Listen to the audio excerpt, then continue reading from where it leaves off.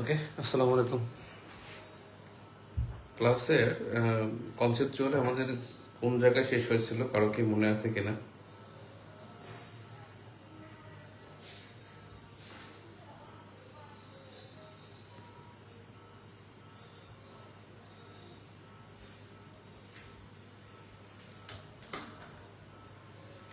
যেখানে শেষ হয়েছিল সেটা মনে হচ্ছিল যে আমাদের প্রিভিয়াস কোশ্চেন চ্যাপ্টার 2 এর প্রিভিয়াস কোশ্চেন।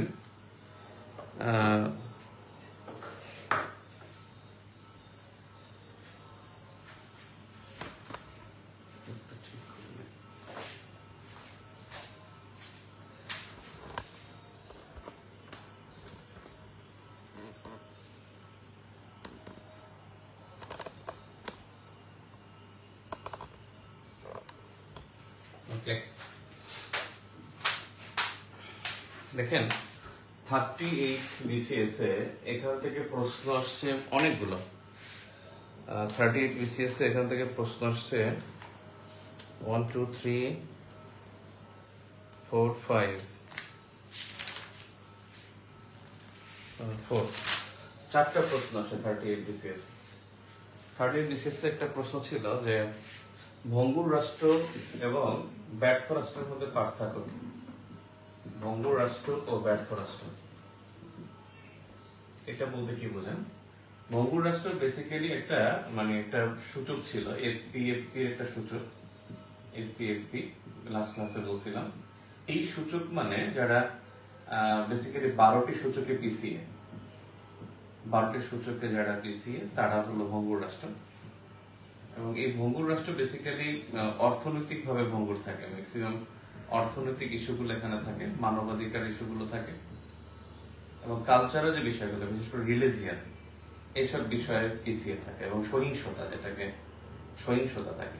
তবে এটা ওই সময় আলোচিত ছিল, এখন এটার গুরুত্ব তেমন একটা নাই। তবে একটা বিষয় আছে, সেটা হলো গাজা যুদ্ধের কারণে এটা আসলে একটু তার কনসিকুয়েন্স আছে, বা একটু গুরুত্ব তার, গাজা যুদ্ধের কারণে একটু গুরুত্ব তার আছে। ব্যর্থ রাষ্ট্র কি? ব্যর্থ রাষ্ট্র বেসিক্যালি হলো ফেইল্ড স্টেটস। এই ফেইল্ড স্টেটটা হলো একটা ফ্রাজাইল স্টেট। ফেইল্ড স্টেট মানে বেসিক্যালি দুইটা দিক থেকে ব্যর্থ রাষ্ট্র। একটা হয় পলিটিক্যাল, একটা হলো ইকোনমিক। একটা পলিটিক্যাল আর একটা হলো ইকোনমিক, দুই জায়গা থেকে এটাকে ব্যর্থ রাষ্ট্র বলা হয়। তবে ব্যর্থ রাষ্ট্রের এই কনসেপ্টটা গ্রো হয় in 2001 when president Bush, George W Bush যখন প্রেসিডেন্ট ছিলেন, ইউএস প্রেসিডেন্ট। এই প্রেসিডেন্ট যখন ইউএস প্রেসিডেন্ট যখন বুশ ছিলেন, তখন তিনি বলছেন যে যেসব দেশ শুধু সাহায্যই নেয় এবং সাহায্য নেয়ার পর তারা আর কোনো তাদের কোনো ভাগ্যের পরিবর্তন করতে পারে না, দে আর দ্য ফেইল্ড স্টেটস। এবং বলছে যে এরা শুধু সাহায্য নেয়ার জন্যই হাত পাতে, এবং সাহায্য পাওয়ার সাথে সাথে তারা আবার কি করে, মুড সুইং করে। অর্থাৎ তারা মুড সুইং না, তারা তাদের অভাব পূরণ করেছে, আবার তারা টাকা চায় আবার নতুন অভাবের জন্য। তো এই কারণে, অর্থাৎ এটা হলো 1947-এ ইউএসএ যে ট্রুম্যান ডক্ট্রিন ছিল, এই ট্রুম্যান ডক্ট্রিনের যে ঐতিহাসিক বাস্তবতা ছিল পররাষ্ট্রনীতির, এটা ছিল ডলার ডিপ্লোমেসি। ডলার ডিপ্লোমেসি যেটা ছিল, যে ডলার ডিপ্লোমেসির মূল কনসেপ্টটা ছিল যে সহায়তা করে বশ্যতা স্বীকার করানো, তাহলে সহায়তা করে বশ্যতা স্বীকার করানোকে বোঝাতো। এবং এটাই বুশ প্রশাসন এই ট্রুম্যান ডক্ট্রিনের এটাকে চেঞ্জ করে 2001, এবং তিনি নতুন যে ডক্ট্রিন দেন তার নাম বুশ ডক্ট্রিন। এবং এই বুশ ডক্ট্রিনের যে কনসেপ্ট ছিল, মূল বেসিক কনসেপ্ট ছিল, এই বেসিক কনসেপ্টটা ছিল যে বুশ ডক্ট্রিনের মূল কনসেপ্ট ছিল যে ওয়ার অন টেরর। এবং মার্কিন যে পররাষ্ট্রনীতির যে ঐতিহাসিক বাস্তবতা, তিনটা ঐতিহাসিক বাস্তবতা। একটা বাস্তবতা ছিল 1823 সালে, যখন ছিল মন্ডো ডক্ট্রিন। এই 1823 সালে ইউএস পররাষ্ট্রনীতির ঐতিহাসিক বাস্তবতা ছিল মন্ডো ডক্ট্রিন। এই মন্ডো ডক্ট্রিনের মূল কথা ছিল যে আইসোলেশন, যেটা আপনারা পিলিতে পড়ছেন যখন লিগ অফ নেশনস পড়তে গেছেন, তখন আইসোলেশন নামে একটা কনসেপ্ট আছে, যেটা হলো যে ইউএসএ কে পুরো মহাদেশ থেকে, অর্থাৎ সব মহাদেশ থেকে, আমেরিকা মহাদেশকে, শুধু ইউএসএ কে না, আমেরিকা মহাদেশকে পুরো ইউরোপ মহাদেশ থেকে বা আটলান্টিকের এপারের প্রভাব থেকে মুক্ত রাখার জন্য একটা আইসোলেশন পলিসি ছিল এবং এই পলিসিটা চলতেছিল 1947 পর্যন্ত। 1947 এ ট্রুম্যান ডক্টরিনের মাধ্যমে ডলার ডিপ্লোমেসি চালু করে যে সহায়তা করবে, বশ্যতা স্বীকার করাবো, এবং এটাও ফিনিশ হয়ে যায় ইন 2001 যখন টুইন টাওয়ার অ্যাটাক হয়। তখন আসলে বুশ প্রশাসন চিন্তা করছে যে এই আমাদের ঐতিহাসিক বাস্তবতা থেকে ফিরে আসতে হবে, কারণ আমাদের এখন সন্ত্রাসের বিরুদ্ধে যুদ্ধ করতে হবে। এবং বুশ প্রশাসন তখন 2001 সালে ওয়ার অন টেরর ঘোষণা করে, এবং এই ওয়ার অন টেরর ঘোষণা করার পরই 2001 সাল থেকে কিন্তু বাস্তবতা চেঞ্জ হতে থাকে। তখনই বুশ বলছিল যে যেসব দেশ সাহায্য নিয়ে ভাগ্য পরিবর্তন করতে পারেনি সেসব দেশ হলো ব্যর্থ রাষ্ট্র। পলিটিক্যাল কেস যেগুলো, মানে ব্যর্থ রাষ্ট্র শুধু ভাগ্য পরিবর্তন করতে পারে না ফাইন্যান্সিয়ালি, এটা বুশ বলছেন, কিন্তু এর সাথে কিন্তু অনেকগুলো সিকুয়েন্স মানে কনসিকুয়েন্স কিন্তু বের করছেন, এবং এই বুশ প্রশাসনই বের করছেন যে পলিটিক্যালি তারা তো উইক, এবং তাদের মোরালিটি, তাদের মধ্যে ডেমোক্রেসি অর্থাৎ হিউম্যান রাইটস লঙ্ঘন, হিউম্যান রাইটস ভায়োলেশন, তারপরে হলো ডেমোক্রেটিক প্র্যাকটিস না করা, হিউম্যান রাইটস ভায়োলেশন, তারপর হলো টেরোরিজমকে উস্কে দেয়া, তারপরে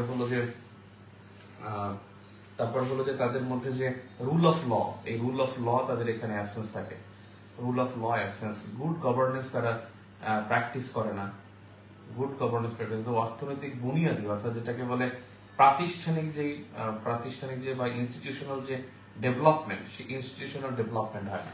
তাদের এখানে ট্রান্সপারেন্সি নেই, তার এখানে অ্যাকাউন্টেবিলিটি নেই। এই ট্রান্সপারেন্সি অ্যাকাউন্টেবিলিটি নাই বলেই তারা আসলে বেসিক্যালি ব্যর্থ। মানে কেন বের করছেন যে আসলে এর ব্যর্থ হওয়ার কারণটা বের করছেন যে তারা আসলে এই প্র্যাকটিস গুলো করে না। তারা টেরোরিজমকে উস্কে দেয়, তারা মনে করে এটার মাধ্যমে আসলে শান্তি প্রতিষ্ঠা হবে, আমাদের মতো দেশগুলোকে অর্জন করতে করতে হবে, ডেমোক্রেটিক প্র্যাকটিস করা যাবে না, আমাদের এখানে হিউম্যান রাইটস প্র্যাকটিস এটা উচ্চ শ্রেণীর মানুষের কথা, এটা কখনোই আমাদের মতো দেশগুলোর কথা না, এটা তারা মনে করে ব্যর্থ রাষ্ট্রের কনসেপ্ট। তো ব্যর্থ রাষ্ট্র এটার এখন বেশি একটা গুরুত্ব এখন নাই, কিন্তু ভঙ্গুর রাষ্ট্র এটা আপনারা পড়বেন, আমি পিডিএফ দিলে ওখান থেকে ভঙ্গুর রাষ্ট্রটা একটু ভালো করে পড়বেন। ব্যর্থ রাষ্ট্রের একটু এখন মানে কনসিকুয়েন্সটা এখন বা ইম্পর্টেন্সটা একটু কমে গেছে বর্তমান প্রেক্ষাপটে যে স্টেটটা সবচেয়ে বেশি আলোচনা, সেটা আমি স্টেটের মধ্যে বলবো কয়েকটা বিষয় বলতে পারি। একটা হলো ডিপ স্টেট, খুব আলোচনা আগে ক্লাসে বলছি, সুইং স্টেট খুব আলোচিত বিষয়, আর গাজা যুদ্ধের কারণে রোগ স্টেট বা রুগ্ন দেশ, বা যে দেশটা হলো যে যুদ্ধপীড়িত, এই দেশটার রোগ স্টেটটা খুব গুরুত্বপূর্ণ, বিশেষ করে গাজার কারণে, গাজা যুদ্ধের কারণে এটা একটু আলোচিত। রাম্প স্টেটও কিন্তু গাজা যুদ্ধ এবং রাশিয়া ইউক্রেন যুদ্ধের কারণে কিন্তু গুরুত্বপূর্ণ। রাম্প স্টেট মানে হলো যে এমন কিছু ভূখণ্ড যেটা রাষ্ট্রের মূল ভূখণ্ড থেকে বিচ্ছিন্ন, এবং এই রাষ্ট্রটা অন্যদের দ্বারা মানে দখল হয়ে গেছে, বা ওই রাষ্ট্রটা আসলে স্বকীয়তা কেউ নিজেও জানে না, ও আসলে রাম্প স্টেট। যেমন ক্রিমিয়া ও আসলে কার ছিল, ওর ছিল ইউক্রেনের, কিন্তু ও এখন রাশিয়ার হয়ে গেছে। এখন ওর আচরণটা কি রকমের হবে? ওকে আসলে আপনি রাষ্ট্রকে দখল করার ফলে তো আপনি পুরো জনগণকে তো আপনি দখল করতে পারেন না, কারণ জনগণ সবার কিন্তু হৃদয়ে কিন্তু একটা লাভ বলেন, রিয়াকশন বলেন, ইমোশন বলেন, এটা কিন্তু তার মধ্যে থেকে যায়। সো এইসব রাষ্ট্রগুলোকে বলা হয় রাম্প স্টেট। এবারে দেখেন 38 BCS একটা প্রশ্ন আসছিল যে বহুজাতিক রাষ্ট্র বলতে কি বোঝায়? বহুজাতিক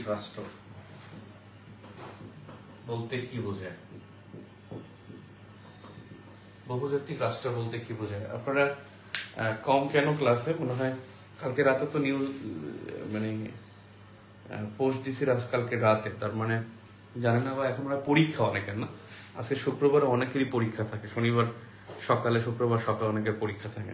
তো আশা করবো তারা এসে মানে ক্লাসের রেকর্ড দেখে তারা শিখে নেবে। এখন বিষয় হলো বহুজাতিক রাষ্ট্র, যে বহুজাতিক রাষ্ট্র বলতে কি বোঝায়? এটা হলো যে বহুজাতিক রাষ্ট্র, আরেকটা আছে যে বহুরাষ্ট্রিক জাতি, দুইটা আছে, একটা কনসেপ্ট আছে বহুরাষ্ট্রিক জাতি।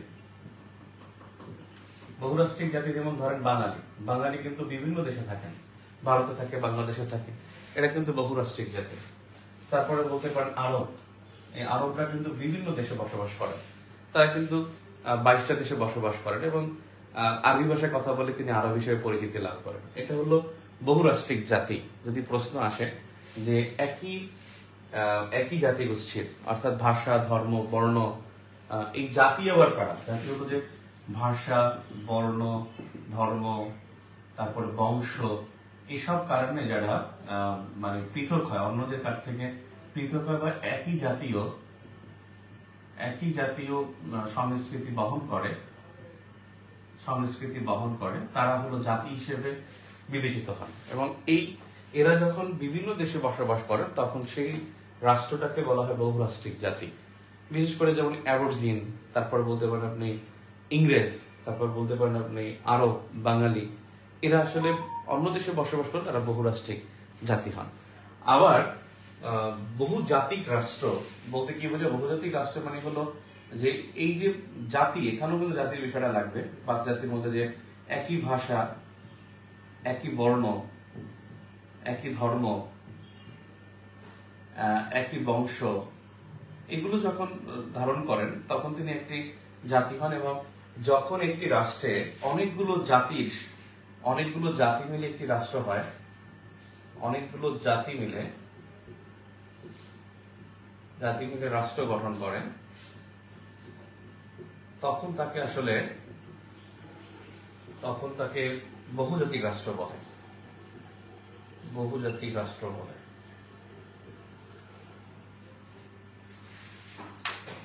এটা হলো মাল্টি স্টেট নেশন, বহুরাষ্ট্রীয় জাতি, মাল্টি স্টেট নেশন। আর এটা হলো মাল্টি ন্যাশন স্টেটস,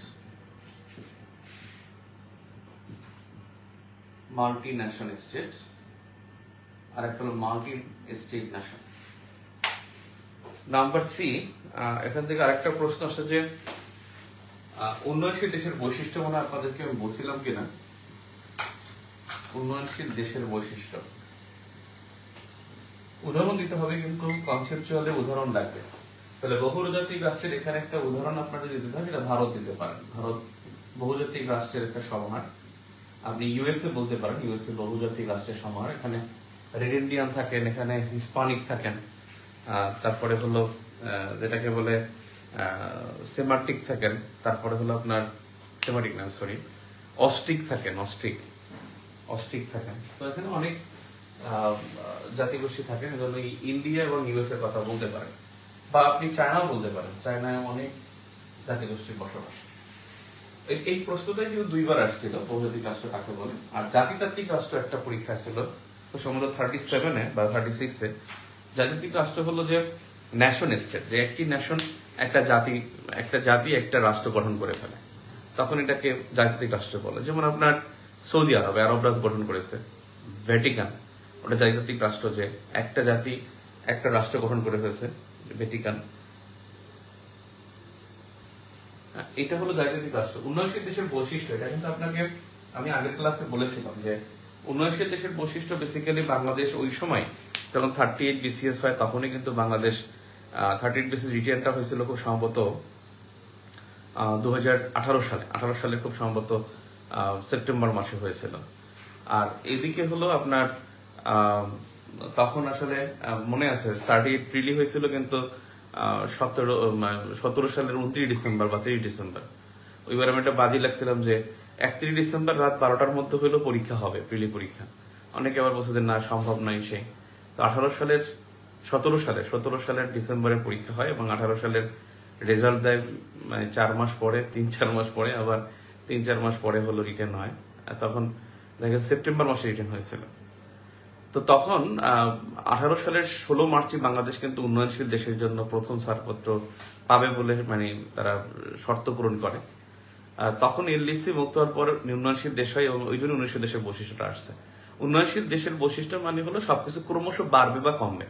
ইতিবাচক দিকগুলো ক্রমশ বাড়বে আর নেতিবাচক দিকগুলো ক্রমশ কমবে। যেমন শিক্ষার হার ক্রমশ বাড়বে, জনসংখ্যা বৃদ্ধির হার ক্রমশ হ্রাস পাবে, কাঁচামালের সরবরাহ ক্রমশ বৃদ্ধি পেতে থাকবে, বৈদেশিক সাহায্য নির্ভর অর্থনীতি ক্রমশ কমতে থাকবে।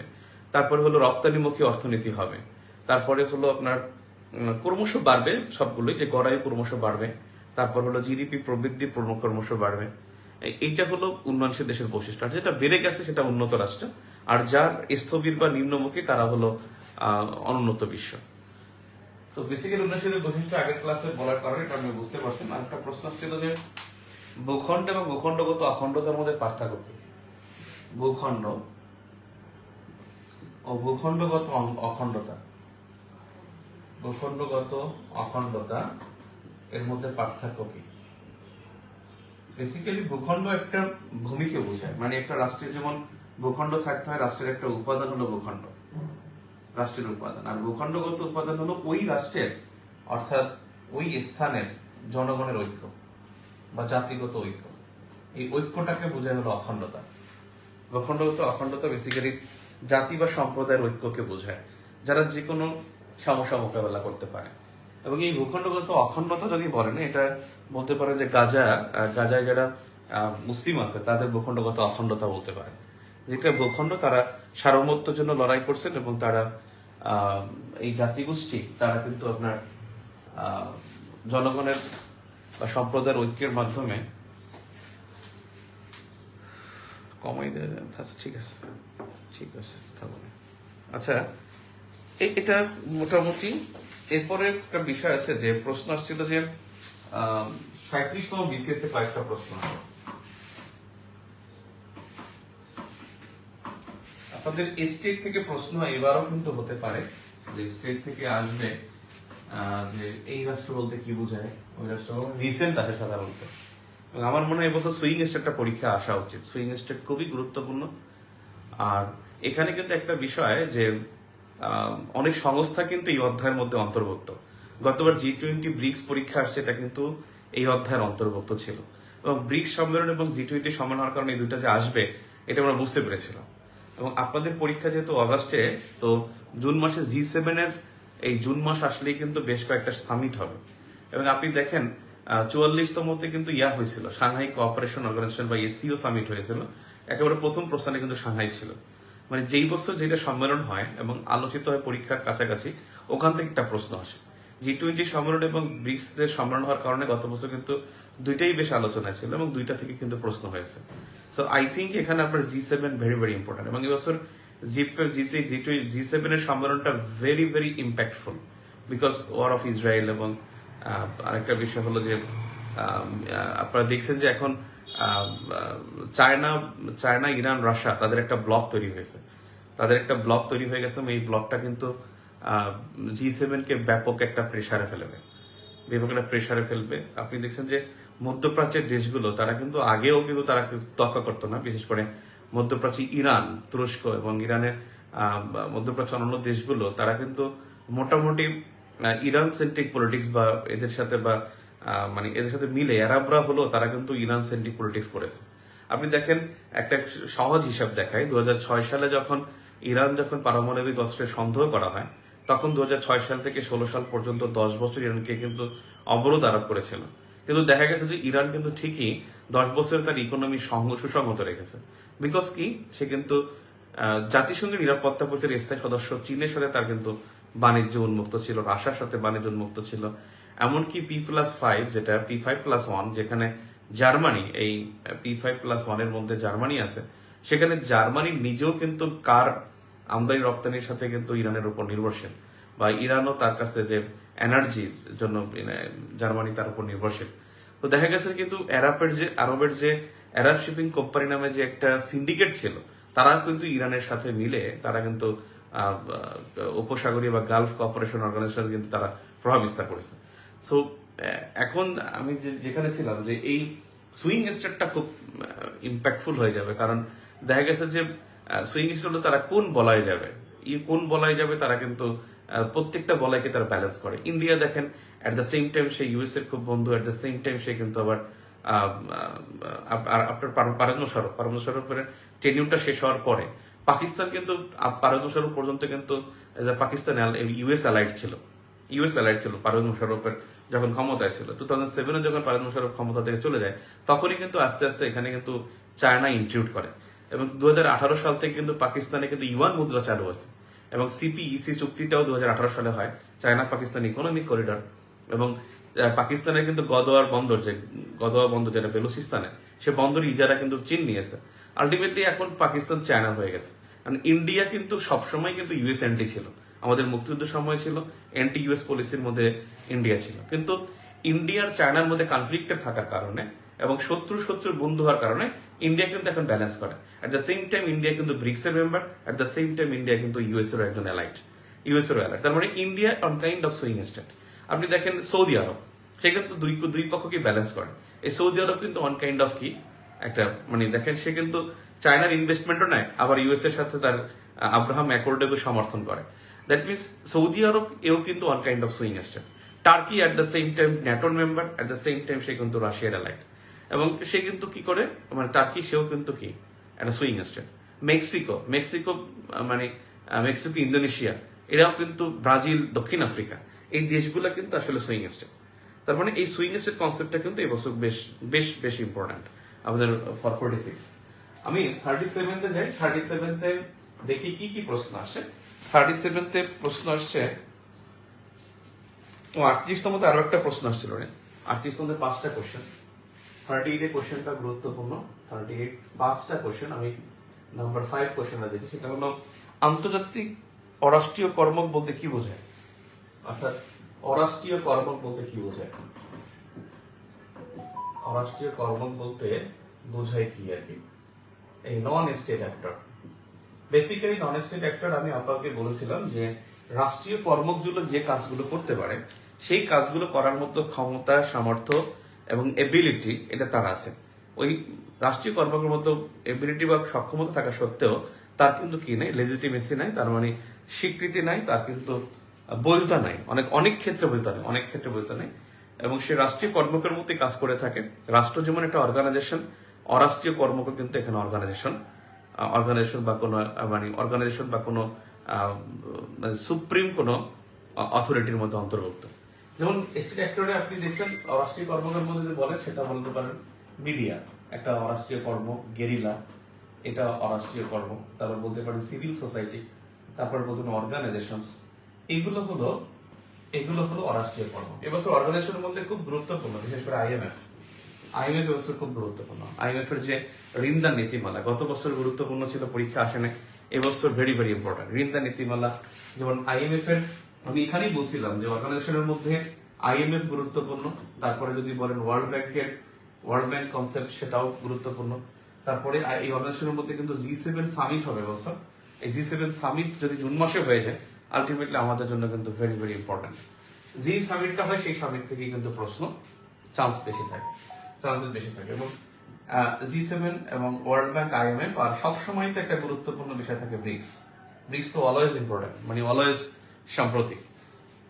ব্রিক্স আরেকটা যেন কি আরসিইপি এবং আইপিইএফ, এই দুইটা জোট বেশ ভোগাবে। যেটা বেশ আগামী 5-6 বছর আমাদের কিন্তু খুব ভালোই ভোগাবে এটা। হ্যালো রোমান, হ্যাঁ জি,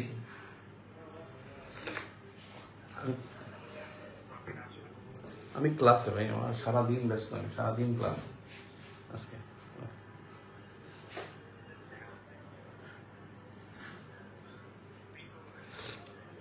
আগামীকাল সকালে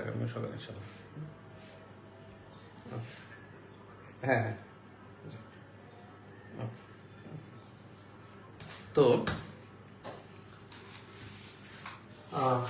কোথায় ছিলাম? ব্রিক্স, আরসিইপি, আইপিএফ, এটা বেশ ঘোরাবে।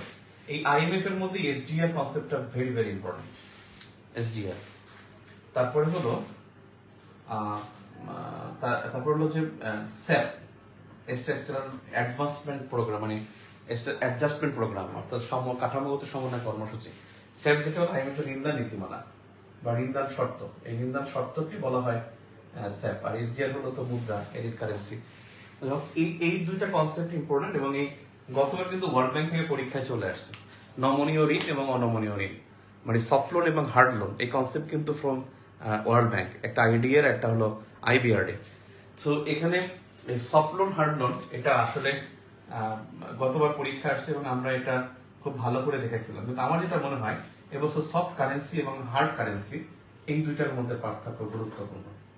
হার্ড কারেন্সি এবং হলো সফট কারেন্সি, এটা যদিও চ্যাপ্টার 6 এর পড়াশোনা। আর G7 এর সামিট ইম্পর্টেন্ট। আর এই অর্গানাইজেশনের মধ্যে আরেকটা বিষয় আছে, যেটা হলো যেমন TNCs যে 35তম BCS এ আসছিল, আর একটা হলো MNCs। এই দুইটা অর্গানাইজেশন থেকে প্রশ্ন হয়, একটা ট্রান্সন্যাশনাল কোম্পানিজ বা কর্পোরেশনস, আর একটা মাল্টিন্যাশনাল কোম্পানিজ আর মাল্টিন্যাশনাল কর্পোরেশনস। এই MNCs আর TNCs এটার কনসেপ্ট জানা জরুরি। 35তম BCS এখান থেকে প্রশ্ন হয়েছিল। ওকে,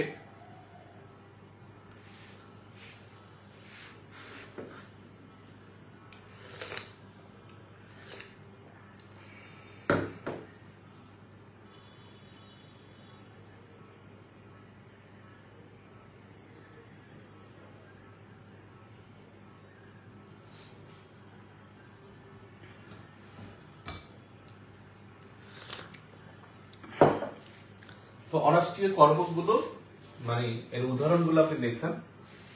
আর এনজিওস, বিভিন্ন এনজিওস, এনজিওস হতে পারে, INGOs হতে পারে, এগুলো হলো নন স্টেট অ্যাক্টরের অন্তর্ভুক্ত।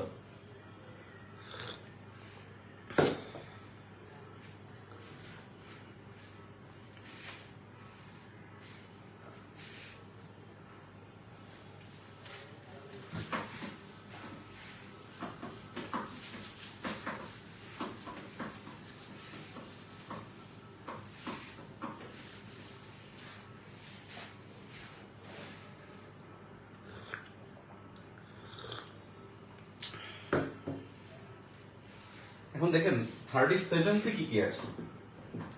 37 প্রশ্ন আসছে, একটা প্রশ্ন আসছে যে রাষ্ট্র গঠনে সার্বভৌমত্বের গুরুত্ব। রাষ্ট্র গঠনে সার্বভৌমত্বের গুরুত্ব, এবং সার্বভৌমত্ব মানে সভারেন্টি। সার্বভৌমত্ব মানে হলো সভারেন্টি। এখন এই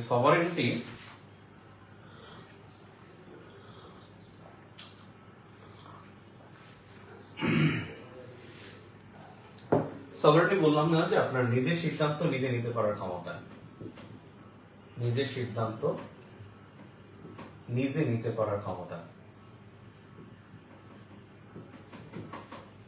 এই ক্ষমতা বাস্তবায়ন করার ক্ষমতা, এটাই সার্বভৌমত্ব। নিজে নিতে পারার ক্ষমতা, এগুলো সার্বভৌমত্ব। সার্বভৌমত্ব কি? এটা হলো রাষ্ট্রের একটা চরম ক্ষমতা, এটা রাষ্ট্রের চরম ক্ষমতা। অর্থাৎ এই সার্বভৌমত্ব হলো একটা রাষ্ট্রের চরম ক্ষমতা, এবং এই ক্ষমতায় কেউ ভাগিদার থাকে না। সার্বভৌমত্ব হলো এমন একটা ক্ষমতা যেটা হলো অপরিহার্য উপাদান, রাষ্ট্রের অপরিহার্য উপাদান, একটা রাষ্ট্রের অপরিহার্য উপাদান। এই সার্বভৌমত্ব সর্বজন বিদিত, মানে সব জায়গায় যে কোনো পরিস্থিতি সমান থাকে, এবং এটা সব জায়গায় একই সংজ্ঞা বহন করবে। এই সার্বভৌমত্ব ছাড়া কোনো রাষ্ট্র কল্পনা করা যাবে না। এবং এই সার্বভৌমত্ব কিন্তু একটা মৌলিকতা বা মৌলিক ক্ষমতা প্রকাশ করে। এই সার্বভৌমত্ব রাষ্ট্রের সীমানাকে অক্ষুণ্ণ রাখে।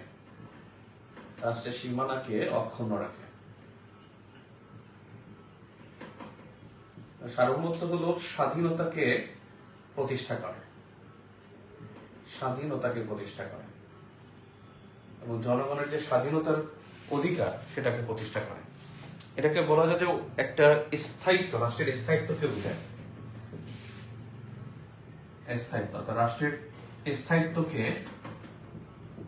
রাষ্ট্রের স্থায়িত্বকে বোঝায়। আপনারা যারা পরীক্ষা দিচ্ছেন খুব ভালো লাগছে, পরীক্ষা দিচ্ছেন, কিন্তু পরীক্ষার ব্যাপারে একটু কথা বলি। আমি দেখলাম অনেক ডিফারেন্স, অনেক ভালো উত্তর করছে, অনেক বেশি লিখছেন। একজন খুব শর্ট কথা লিখছেন, তিনি 53 পেয়ে গেছেন 80-তে। আবার একজন অনেক লিখছেন, কিন্তু তিনি পেয়ে গেছেন 19 বা 18। মানে এটা কিন্তু খুবই বিরক্তিকর, এবং আপনারা খাতাগুলো বুঝে নেবেন। আগামীকালকে কিন্তু আপনাদের পরীক্ষা, কিন্তু কনসেপচুয়ালের উপরে পরীক্ষা, আগামীকাল কনসেপচুয়ালের উপর পরীক্ষা, মার্কস থাকবে 40 মার্কস থাকবে 1 নম্বর অধ্যায়, 2 নম্বর অধ্যায়, 4 নম্বর অধ্যায়। এই 4-3টা অধ্যায়ের উপরে 40 নম্বরের পরীক্ষা থাকবে এবং বিকেল 4:30টায় পরীক্ষা হবে ফার্ম গেটে 4:30 PM। যারা ভর্তি হয়েছেন অফলাইনে তাদের পরীক্ষা, আর যারা অফলাইনে ভর্তি হয়েছেন তাদের অফলাইনেও কালকে 4:30টায় প্রশ্ন দেওয়া হবে। 4:30টায় প্রশ্ন দেওয়া হবে। আপনাদের খাতা অলরেডি আপনারা অনেকে কুরিয়ার পেয়ে গেছেন, কেউ না পেলে সেটা দ্রুত পেয়ে যাবে, মানে কুরিয়ার করা হয়েছে অলরেডি। তো 4:30টায় আপনাদের কালকে পরীক্ষা। সো এই পরীক্ষার যারা অফলাইন পরীক্ষা দিচ্ছেন কালকে খাতা বুঝে নেবেন এবং খাতায় যেগুলো আমরা মেনশন করে দিচ্ছি সেগুলো কিন্তু আপনারা ভালো করে বোঝার চেষ্টা করবেন। আর যারা পরীক্ষা দিচ্ছেন সবার আগে আপনি রাইটিং স্ট্র্যাটেজির একটা ক্লাস আমি এখানে শেয়ার করছিলাম, যে আমি 45টার মধ্যে ক্লাসটা নিয়েছিলাম, খুবই ভালো ক্লাসটা ছিল। তা আমি আবার ফেরত তো নিতে চাই না, যাতে একই কথা তো, কারণ পরীক্ষার স্ট্র্যাটেজি তো সেম। তো এই জন্য ওই ক্লাসটা একটু আপনারা ফলো করবেন, তাহলে ভালো লিখতে পারবেন। অনেকে অবজেক্টিভ স্টাইলে দেখেন, অনেকে কি চাইছেন তার প্রশ্নের মধ্যে বুঝেন না। আমি আপনাদের আগামীকালকের ক্লাসে ইনশাল্লাহ, আজকে তো রাতেও ক্লাস আছে 9:30টায়, আর আগামীকালকে 9:30টার যে ক্লাস হবে সেখানে আমি পরীক্ষার ব্যাপারে বলবো, যে আগের ক্লাসে যে আগের পরীক্ষার মানে উত্তর নিয়ে আমি গ্রুপে আলোচনা করব, যে চাইছে কি আর এখানে কি উত্তর করতে হবে সেটা আমি গ্রুপে উল্লেখ করব। সো বিষয় হলো, যাই হোক আসি, রাষ্ট্রের স্থায়িত্ব বোঝায়, রাষ্ট্রের স্থায়িত্বকে বোঝাবে এই সার্বভৌমত্ব। তার মানে সার্বভৌমত্বের গুরুত্ব অপরিসীম গুরুত্ব। আপনি এখানে মনে রাখবেন, যেহেতু 4 নম্বরের পরীক্ষা দিবেন, চেষ্টা করবেন 8টা পয়েন্ট দেওয়ার জন্য। 8টা পয়েন্ট দেওয়াটা খুব ভালো, এবং এর কোনো মানে অপ্রতিদ্বন্দ্বী, এটা একটা রাষ্ট্রের একটা অপ্রতিদ্বন্দ্বী শক্তি, অপ্রতিদ্বন্দ্বী, এটা প্রতিদ্বন্দ্বী কেউ করতে পারে না, প্রতিদ্বন্দ্বিতা কেউ করতে পারে না সার্বভৌমত্বের সাথে কেউ। তার মানে 37 একটা প্রশ্ন আসছে, শুধুমাত্র 44 BCS এখান থেকে হুবহু আসে নাই, তবে সাংহাই কোঅপারেশন অর্গানাইজেশনের সম্মেলন থেকে প্রশ্ন আসছিল 44। আর 36 BCS এখান থেকে প্রশ্ন আসে খুব সম্ভবত অনেক বেশি, অর্থাৎ 36 এ আসছে 1 2 3 1 2 3 তিনটা প্রশ্ন আসছে 36 এ 3টা প্রশ্ন আসে, এবং 1 নম্বর প্রশ্ন ছিল জাতিতাত্ত্বিক রাষ্ট্র বলতে কি বোঝায়। 35 নম্বর কিন্তু 3টা আসছে, জাতিতাত্ত্বিক রাষ্ট্র বলতে কি বোঝায়, জাতি রাষ্ট্র বলতে কি বোঝায়। এই প্রশ্নটা কিন্তু দুই জায়গায় আসছে, দুইবার আসছে, অর্থাৎ 35 এ আসছে এবং 36 এ আসছে, অর্থাৎ একই জাতি গোষ্ঠীর দ্বারা যে রাষ্ট্র হয় সেটা। এবং এটা খুব সহজ, আলোচনা করেছি, আর বাকিটা আপনি পিডিএফ দেখে অথবা আমার বেসিক বই দেখে আপনি একবার পড়লে হয়ে যাবে। সার্বভৌমত্বের বৈশিষ্ট্য আছে, আমি যেগুলো বললাম গুরুত্ব, ওগুলাই কিন্তু সার্বভৌমত্বের বৈশিষ্ট্য, কারণ বৈশিষ্ট্য দিয়েই আপনি গুরুত্ব লিখতে পারবেন। নাম্বার 3 নম্বর প্রশ্ন আছে যে সরকার ও রাষ্ট্রের মধ্যে পার্থক্য কি। সরকার ও রাষ্ট্রের মধ্যে পার্থক্য, মানে সরকার হলো রাষ্ট্রের যে 4টা উপাদানের একটি, রাষ্ট্রের 4টি উপাদানের একটি হলো সরকার, একটি উপাদান, 4টি উপাদানের একটি হলো সরকার। আর সরকার হলো রাষ্ট্রের একটি অঙ্গ, রাষ্ট্রের একটি অঙ্গ হলো সরকার, এবং রাষ্ট্রের একটি অন্যতম উপাদান হলো সরকার, সরি হ্যাঁ। আর রাষ্ট্রের সর্বোচ্চ কর্তৃপক্ষ সরকার, সর্বোচ্চ কর্তৃপক্ষ হলো সরকার। সরকার একটা মানে রাষ্ট্র একটা স্থায়ী প্রতিষ্ঠান, সরকার একটা অস্থায়ী প্রতিষ্ঠান, এটা অস্থায়ী, আর রাষ্ট্র হলো একটা স্থায়ী প্রতিষ্ঠান।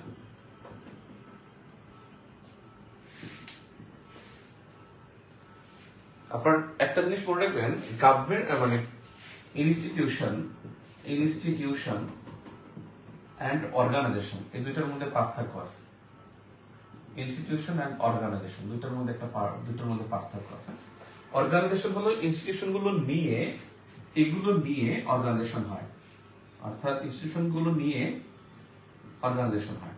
মানে ব্যাপারটা হলো যে অর্গানাইজেশনের মধ্যে যে বডিগুলো আছে তারাও কিন্তু একসময় অর্গানাইজেশন হতে পারে, যখন তার আবার ইনস্টিটিউশন থাকবে। আমি আপনাকে যদি সহজে বলি, যেমন দেখেন ইউএন একটা কি অর্গানাইজেশন।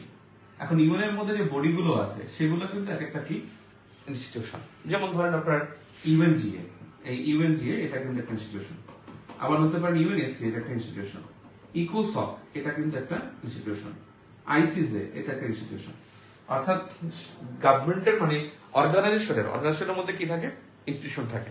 অর্থাৎ অনেকগুলো ইনস্টিটিউশন নিয়ে একটা অর্গানাইজেশন হয়। আবার দেখেন ইকোসক আবার তখন কি হবে অর্গানাইজেশন, যখন ইকোসক অর্গানাইজেশন হবে তখন ইকোসকের মধ্যে যে বডিগুলো থাকে তারা আবার ইনস্টিটিউশন হয়ে যাবে। যেমন ইকোসকের মধ্যে কি আছে, এসক্যাপ আছে, এই এসক্যাপ তখন হয়ে যাবে কি ইনস্টিটিউশন।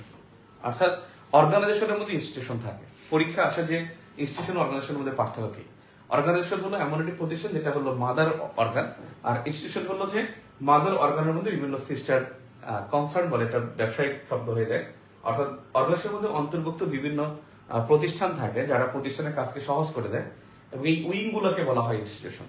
তাহলে এখানেও ঠিক অনেকটা তাই, যেমন এই সরকার হলো রাষ্ট্রের একটা, রাষ্ট্র যেখানে অর্গানাইজেশন সেখানে সরকার হলো একটি ইনস্টিটিউশন। আমি বুঝতে পারছি? আবার গভর্নমেন্ট যখন অর্গানাইজেশন হবে তখন আবার তার মধ্যে আইন বিভাগ, বিচার বিভাগ, শাসন বিভাগ এরা আবার হয়ে যাবে কি তখন সরকার আবার ইনস্টিটিউশন হয়ে যাবে। তার মানে রাষ্ট্র যখন অর্গানাইজেশন তখন সরকার হলো একটি ইনস্টিটিউশন। আর রাষ্ট্র এটা হলো একটা বিমূর্ত ধারণা, মানে একটা কাল্পনিক ধারণা যে রাষ্ট্র এইটা, বিমূর্ত ধারণা। আর গভর্নমেন্ট হলো একটা মানে গভর্নমেন্ট দৃশ্যমান একটা ধারণা। রাষ্ট্র এবং সরকারের মধ্যে পার্থক্য কি আই থিঙ্ক বুঝতে পারছেন। একেবারে রাষ্ট্রবিজ্ঞানের একটা প্রশ্ন আসছে। এরপরে দেখি আমরা যে 35 BCS এ সেখানেও কিন্তু 3টা প্রশ্ন পরীক্ষা আসছে। একটা প্রশ্ন আমরা এখানে দেখলাম যে হাইপোথেটিক রাষ্ট্র বলতে কি বোঝায়, 35 এবং 36 এ 35 যে 3টা আসছে তার মধ্যে একটা ওখানে দেখছি নাম্বার 2। যদি দেখি নাম্বার 2 আছে যে সার্বভৌমত্ব সার্বভৌম সমতার মধ্যে সম্পর্ক নাকি, মধ্যে তফাৎ। গুড। সার্বভৌমত্ব ও সার্বভৌম সমতা, সার্বভৌম সমতার তফাৎ। তফাৎ বললে ভুল হবে, এটা আসলে সম্পর্ক আছে। সম্পর্ক হলো যে সার্বভৌমত্ব এই জিনিসটা কিন্তু একটা রাষ্ট্রীয় ধারণা, একটা রাষ্ট্রীয় ধারণা, এবং সার্বভৌম সমতা এই ধারণাটা কিন্তু ইউএন ধারণা 2-1 অনুচ্ছেদে, 2-1 অনুচ্ছেদের একটা ধারণা, একটা আন্তর্জাতিক ধারণা। সার্বভৌমত্ব একটা হলো রাষ্ট্রীয় ধারণা, আর সার্বভৌম সমতা হলো একটা আন্তর্জাতিক ধারণা। যেমন দেখেন সার্বভৌমত্ব হলো যে আপনি নিজের সিদ্ধান্ত নিজে গ্রহণ করবেন, নিজে বাস্তবায়ন করবেন, সেটা আপনার সার্বভৌমত্ব। কিন্তু আপনি যখন এটা গ্লোবালি আপনি যখন এটাকে রিস্ক করবেন তখন সেটা হয়ে যাবে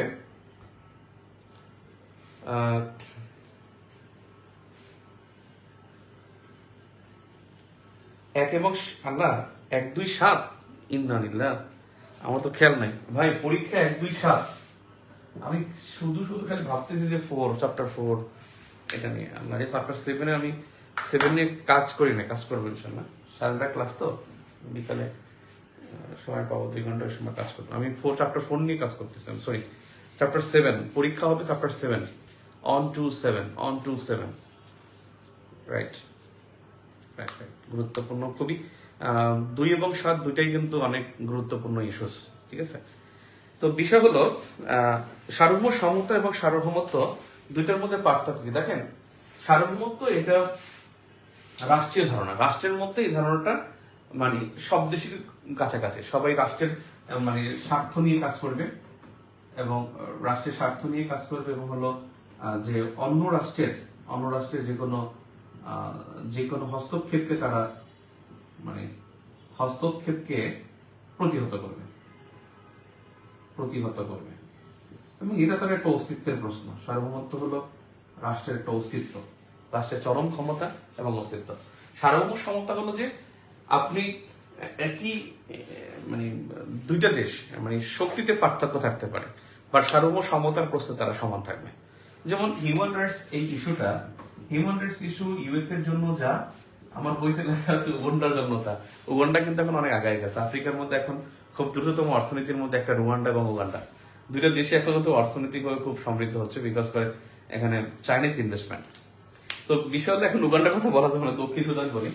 দক্ষিণ সুদান এবং হলো ইউএসএ দুই দেশের হিউম্যান রাইটস কিন্তু সেম, অনেকটাই সেম, যে সেম মানে সেম, যে এখানে ইউএসএ যে এখানে একটা মানুষ জন্মগত অধিকার হিসেবে তারা মানবাধিকারকে পাবে, ঠিক তেমনি দক্ষিণ সুদানও যে শিশুটা জন্মগ্রহণ করবে ওর অধিকারটা সেম হবে।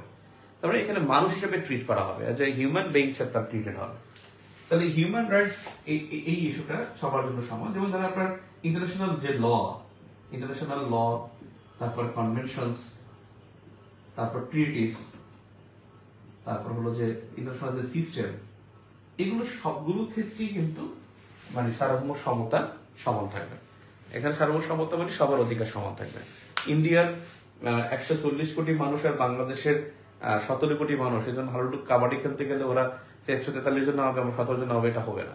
বা ওরা ওদের দেশে ক্রিকেট খেলতে গেছে বলে আমাদেরকে ধরে ওরা সবাই পিটাবে, এটা হবে না। অর্থাৎ এখানে একটা কি আছে, আইসিসির রুল আছে, এই আইসিসির রুলটাকে সবাই অনুসরণ করবে, দ্যাট ইজ সভারেন, মানে সভারেন ইকুয়ালিটি। কিন্তু বিষয় হলো যে এটা প্র্যাকটিস হয় না, এটাই দুঃখের বিষয়, এই প্র্যাকটিসটা হয় না। যখন প্যালেস্টাইনের শিশু হত্যাকাণ্ড হয় তখন কিন্তু হিউম্যান রাইটস এর কথা পশ্চিমারা একভাবে বলে, আর যখন হিউম্যান রাইটস এর কথা বলা হয় না তখন কিন্তু অন্যভাবে বলে। অর্থাৎ প্যালেস্টাইন এবং ইসরায়েলের কনসেপ্ট কিন্তু এখানে সেম হয় না। আমি ক্লাসে ভাই প্লিজ, আমি ক্লাসে ফ্রি হলে 12টার দিকে হতে পারি, সম্ভাবনা আছে। ওকে, এরপরে আই থিঙ্ক বুঝতে পারছেন। এবার খুব ভালো একটা প্রশ্ন আসছে, ওখান থেকেই টপিকের মধ্যে ঢুকে যাবো। 35 এর লাস্ট কোশ্চেন। লাস্ট কোশ্চেনটা হলো যে আমি অর্গানাইজেশন এবং ইনস্টিটিউশনটা মনে হয় বুঝতে পারছি, অর্গানাইজেশন এবং ইনস্টিটিউশন। এখন একটা বিষয় হলো যে প্রশ্ন আসছে যে মাল্টি ন্যাশনাল বহুজাতিক কোম্পানির নাম্বার 3 যেটা 35তম, যে বহুজাতিক প্রতিষ্ঠানের 5টি বৈশিষ্ট্য, বহুজাতিক প্রতিষ্ঠানের বৈশিষ্ট্য লিখুন। এরকম একটা প্রশ্ন আসছিল যে বহুজাতিক সংস্থা, এই বহুজাতিক সংস্থা বা বহুজাতিক প্রতিষ্ঠান, এটা হলো যে এমএনসিস বলা হয়, অর্থাৎ multi national companies. Multi national companies, এই মাল্টি ন্যাশনাল কোম্পানিজ গুলো আসলে কি? আসলে এই কোম্পানিজ গুলো কি ধরনের হয়? এই প্রতিষ্ঠানগুলো হলো যে যেটা একটি দেশে নিবন্ধন থাকে কিন্তু তার ব্যবসা কার্যক্রম বিভিন্ন দেশে পরিচালিত হয়। একটি দেশের নিবন্ধিত প্রতিষ্ঠান যখন বিভিন্ন দেশে কার্যক্রম পরিচালনা করে তখন তাকে বহুজাতিক প্রতিষ্ঠান বলে।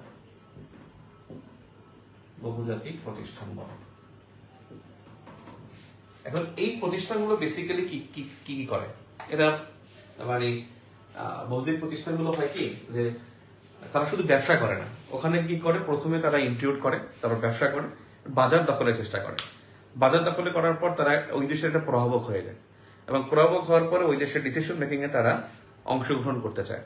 এরপর তারা রাজনৈতিক বিভিন্ন এজেন্ডা বাস্তবায়নের চেষ্টা চালায়। আপনি দেখেন, এটা আসলে রেকর্ড, এটা বলা উচিত হবে না, যে জনৈক একজন কর্মকর্তা দেখছেন না পত্রিকায় যে একটা ঝামেলা, যে তিনি করাপশন করেন। আসলে করাপশনকে তিনি এখন করছেন? করাপশনকে আসলেই করছেন, মানে এখনই করছেন না, তিনি আগেও করেন না বা পরেও করেন না। আর এরকমের এই পদে কি আর কেউ ছিল না? সবাই কি আসলে নিপাট ভদ্র মানুষ ছিলেন? সবাই কি ভদ্র ছিলেন? সবাই কি ভালো ছিলেন? সবাই কি মানে করাপ্টেড ছাড়া ছিলেন?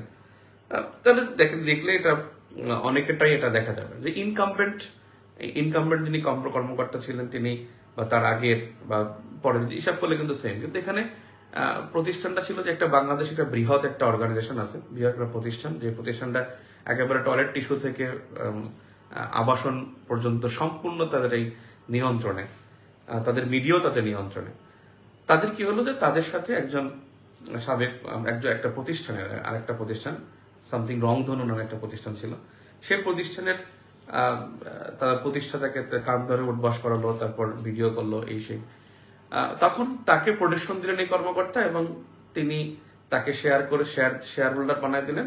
আলটিমেটলি সেই প্রতিষ্ঠানটা তার যে মিডিয়াগুলো আছে, বিশেষ করে 4-5টা মিডিয়া আছে, টিভি চ্যানেল আছে, তার 2টা বাংলা পত্রিকা, একটা ইংরেজি পত্রিকা আছে, সেখানে কিন্তু সে ঢালাও ভাবে এই কর্মকর্তার করাপশন নিয়ে প্রচার করলেন, এবং আলটিমেটলি তারই ইচ্ছায় কিন্তু এটা হলো। এখন বিষয়টা এটা তো আমাদের দেশীয় প্রতিষ্ঠান, এটা কিন্তু বিদেশি প্রতিষ্ঠান না। ঠিক তেমনি আমি বুঝাতে চাচ্ছিলাম যে মানে বিজনেস টাইকুন গুলো তারাও কিন্তু প্রভাবক হয়, বড় ধরনের প্রভাবক হয় একটা রাষ্ট্রের। আপনি দেখেন ইন্ডিয়া, আজকের পত্রিকাটা খেয়াল করে দেখবেন যে ইন্ডিয়া রাশিয়ার কাছ থেকে মানে রুবলে তেল কেনার সাহস করে না, বাট রিলায়েন্স গ্রুপ তারা কিন্তু রাশিয়ার কাছ থেকে তেল কিনবে এবং কয়েক লাখ ব্যারেল তারা তেল কেনার কথা ঘোষণা করেছে।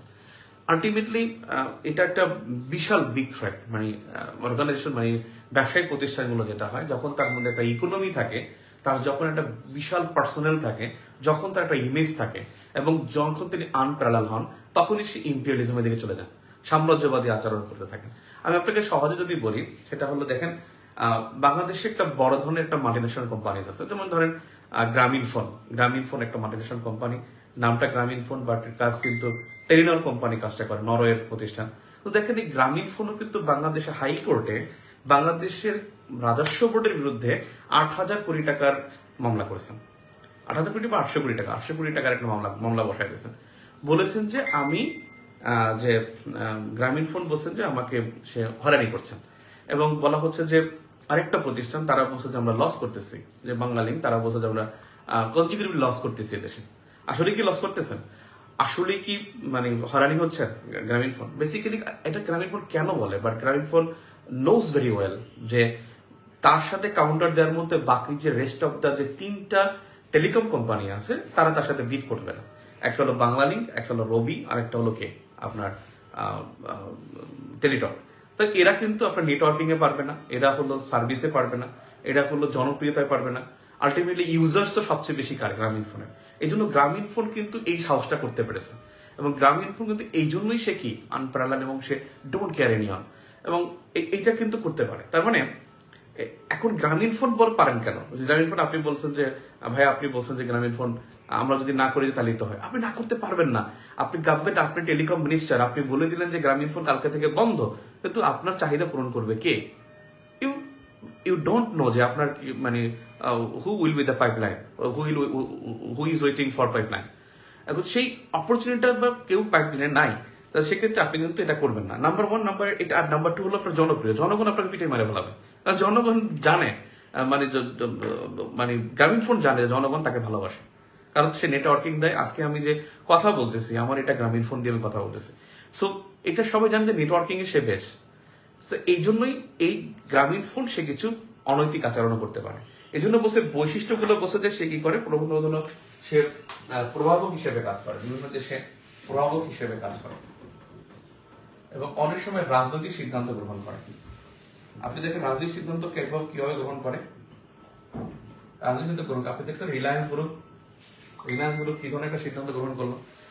ইন্ডিয়া যেখানে রুবলে তেল কেনার ব্যাপারে তারা কিন্তু সিদ্ধান্ত দিতে পারতেছে না, সেখানে কিন্তু রিলায়েন্স গ্রুপ তারা রুবলে তেল কেনার ঘোষণা দিয়ে দিয়েছে অলরেডি।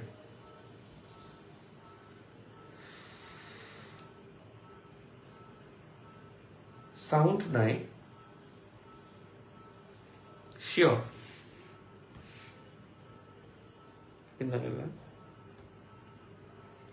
সাউন্ড নাই, শিওর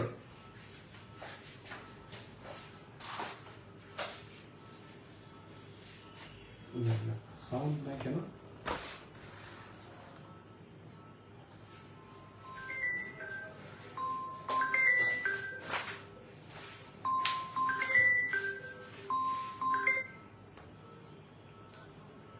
অবস্থা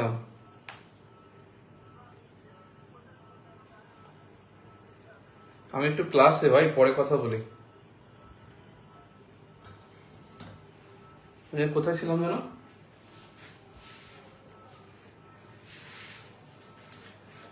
তারা পেশাগতভাবে দক্ষ,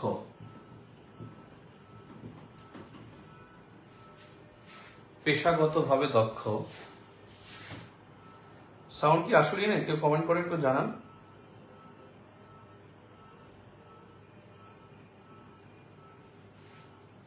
ও আচ্ছা, ঠিক আছে। তো পেশাগতভাবে তারা দক্ষ থাকে, এবং হলো পেশাগতভাবে দক্ষ, তাদের হলো বিশাল কর্মী থাকে। এখন দেখেন আপনি যে বললাম আজকে যদি আপনি গ্রামীণ ফোনকে বন্ধ করে দেন, এখানে তো বাংলাদেশে কমপক্ষে 20 লাখ মানুষ কাজ করে, তাহলে তারা কি হবে? বেকার হয়ে যাবে, তখন আপনি এগুলো সামাল দিতে পারবেন না। এই জন্য আপনি কি করবেন, অনেক সময় তার অনেক সিদ্ধান্তকে আপনি পাশ কাটিয়ে যাবেন, অনেক অনেক কিছু আপনি ওভারলুক করে যাবেন। এই জন্যই এই ওভারলুক করার কারণে তারা অনেক সময় কি করে, জনপ্রিয়তার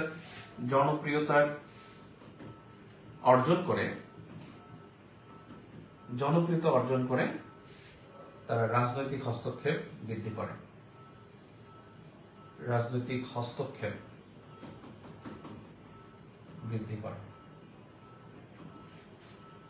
আপনি একটা জিনিস দেখছিলেন কিনা, যখন আপনার ডিজিটাল সিকিউরিটি অ্যাক্ট করে ডিএসএ, এখন তো বললো সাইবার সিকিউরিটি অ্যাক্ট, তো যখন ডিএসএ করে তখন কিন্তু গ্রামীণ ওরা কিন্তু টেলিকম কোম্পানি, যেটা এমটপ মনে হয় ওদের, এমটপই মনে হয়, association of mobile telecom operators in Bangladesh, এমটপ, তারা কিন্তু একটা প্রতিবাদ করেছে যে আমাদের সাথে আলোচনা না করে এরকম সিদ্ধান্ত নেওয়া ঠিক হয়নি।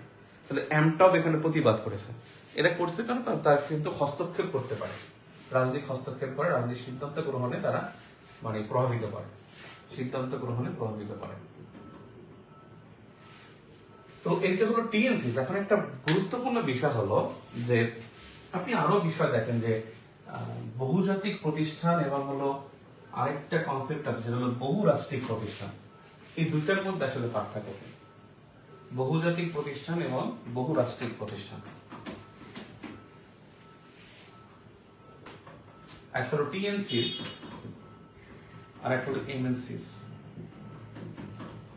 এমএনসিস তো একটু আগে দেখলাম, একটু আগে যেটা দেখি সেটা এমএনসিস, মাল্টিন্যাশনাল কোম্পানি, বহুজাতিক প্রতিষ্ঠান।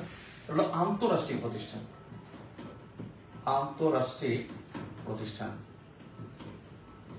আন্তঃরাষ্ট্রিক প্রতিষ্ঠান হলো ট্রান্সন্যাশনাল কোম্পানিজ, ট্রান্সন্যাশনাল কোম্পানিজটা হলো যে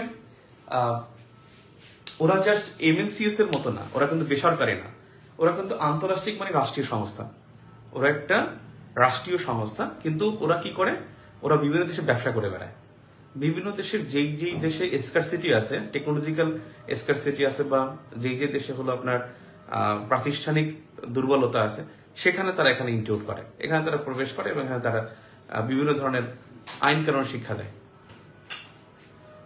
আইন কানুন তারা শেখাতে থাকে। যেমন দেখেন, আপনি একটা বিষয় দেখেন, বাংলাদেশ তেল গ্যাস উত্তোলন করবে। এখন তেল গ্যাস উত্তোলন করার মতো বাংলাদেশের কিন্তু ক্যাপাসিটি নাই, সেই ক্যাপাসিটি বা ক্যাপাবিলিটি নাই।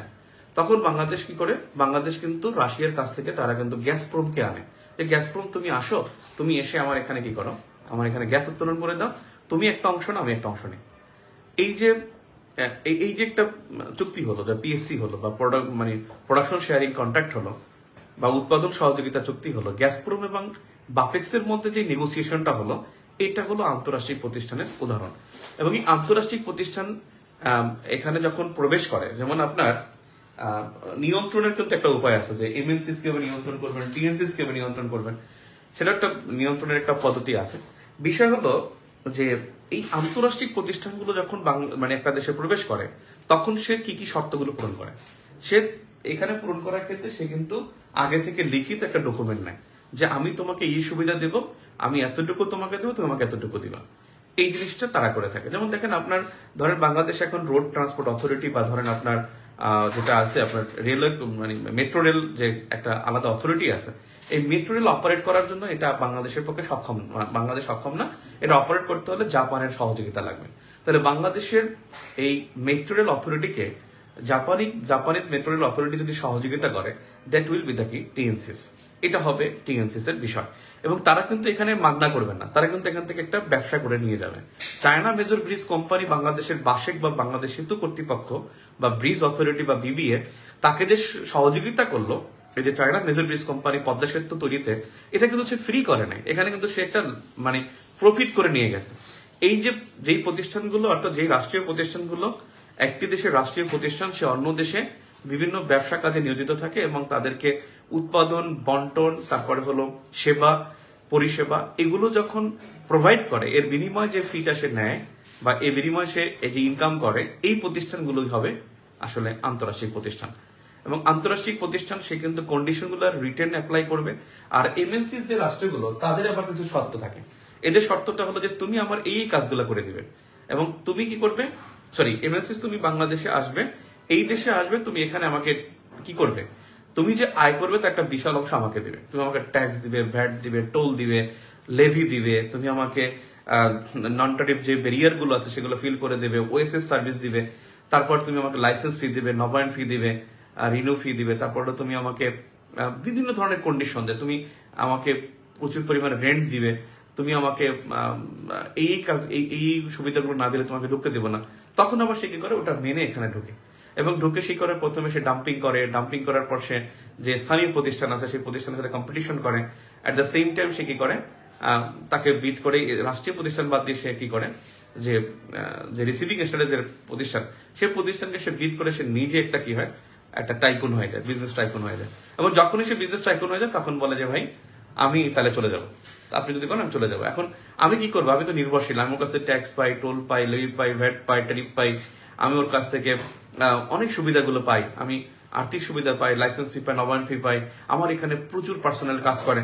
তখন আমি কি করি, আমি আসলে বলি যে ঠিক আছে আপনি থাকেন, প্লিজ থাকেন, এখন আপনি কন্ডিশন দেন। তখন আমি নেগোসিয়েশনে যাই, এবং এই নেগোসিয়েশন গুলো সে তখন কি করে, একটা দরিদ্র দেশে বা উন্নয়নশীল দেশে যখন প্রবেশ করে তখন সেটাকে ইম্পেরিয়ালিজমের দিকে নিয়ে যায়, সাম্রাজ্যবাদী চেতনার দিকে সে নিয়ে যায়। এখন কোশ্চেন কি হবে আমরা জানি না, হয়তো আসতে পারে বৈশিষ্ট্য কি, হয়তো আসতে পারে নিয়ন্ত্রণের পদ্ধতি কি, হয়তো বা কেন সে সাম্রাজ্যবাদী আচরণ করে, এই বিষয়গুলো কিন্তু আসতে পারে। এখন আপনি দেখেন টিএলসি সে কেন করে, সে হলো যে রিসিভিং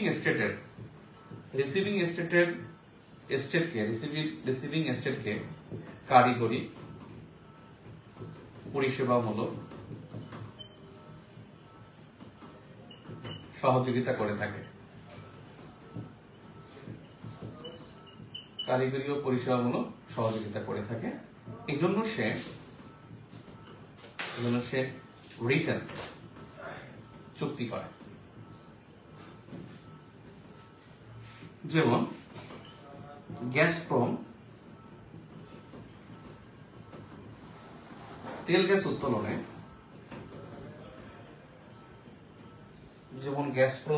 উত্তোলনে,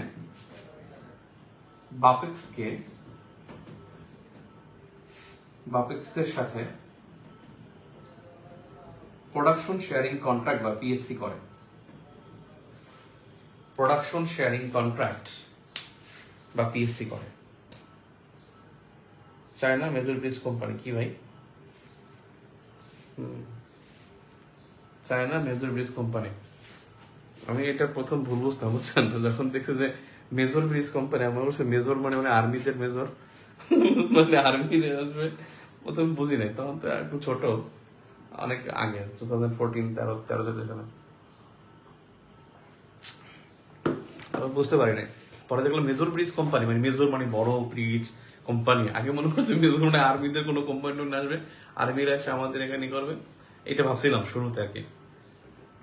দেন আই ওয়াজ মানে এই লাইনের কিডস, এই লাইনে তখন কিডস ছিলাম আমি। আচ্ছা, এবারে এমএনসিএস তো আগেই বলেছি। এখন বিষয় হলো যে আমরা প্রতিষ্ঠানে ঢুকে যাই। প্রতিষ্ঠান ঢোকার ক্ষেত্রে আমরা একটা কাজ করি, সেটা হলো আইএমএফ এ ঢুকে যাই। আইএমএফ এর আসলে গুরুত্বটা কি?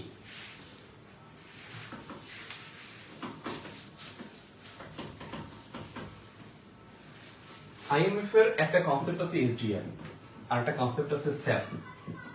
এই দুইটা কনসেপ্ট খুব আলোচিত, এবং পরীক্ষায় যে কেন আসে না, এটা 44-এ ইম্পর্টেন্ট ছিল, মোটামুটি 45-এ ভেরি ভেরি ইম্পর্টেন্ট ছিল, 46 ইম্পর্টেন্ট, কিন্তু 45 মধ্যে কিন্তু আসছে ওই যে সফট লোন থেকে প্রশ্ন চলে আসছে। বেসিক্যালি এটা আসতে পারে না। এবার আমার মনে হয় এখান থেকে প্রশ্ন হবে ইনশাল্লাহ, মন বলতেছে এখান থেকে প্রশ্ন হবে, হওয়া উচিত। এসডিআর এবং এই স্যাপ, এই কনসেপ্ট দুইটা 1969-এ এই আইএমএফ 1969-এ সংশোধন করে তারা 1969 সালে এই দুইটা কনসেপ্ট গ্রো করে। একটা হলো এসডিআর মানে স্পেশাল ড্রয়িং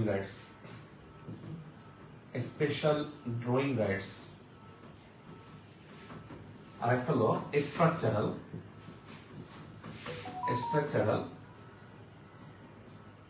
অ্যাডজাস্টমেন্ট প্রোগ্রাম।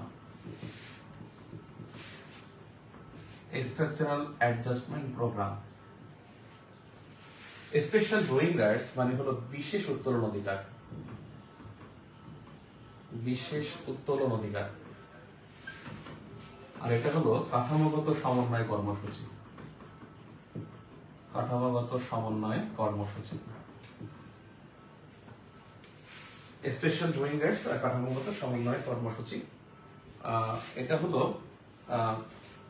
বিশেষ উত্তরাধিকার এসডিআর। এসডিআর এবং দুইটা কনসেপ্টই কিন্তু 1969 এখন এখানে হলো যে এই আইএমএফ এর ঋণ দানের ক্ষেত্রে তারা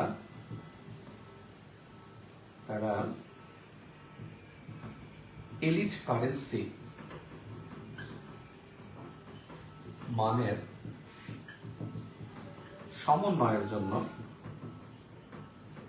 এসডিআর চালু করে। আইএমএফ ঋণ দানের ক্ষেত্রে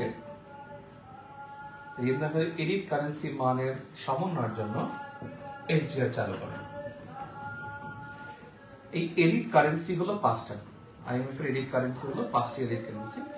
এক নম্বর হলো ডলার, দুই নম্বরে হলো ইউরো, তিন নম্বরে হলো পাউন্ড, চার নম্বরে ইয়েন, পাঁচ নম্বরে রেনমিনবি।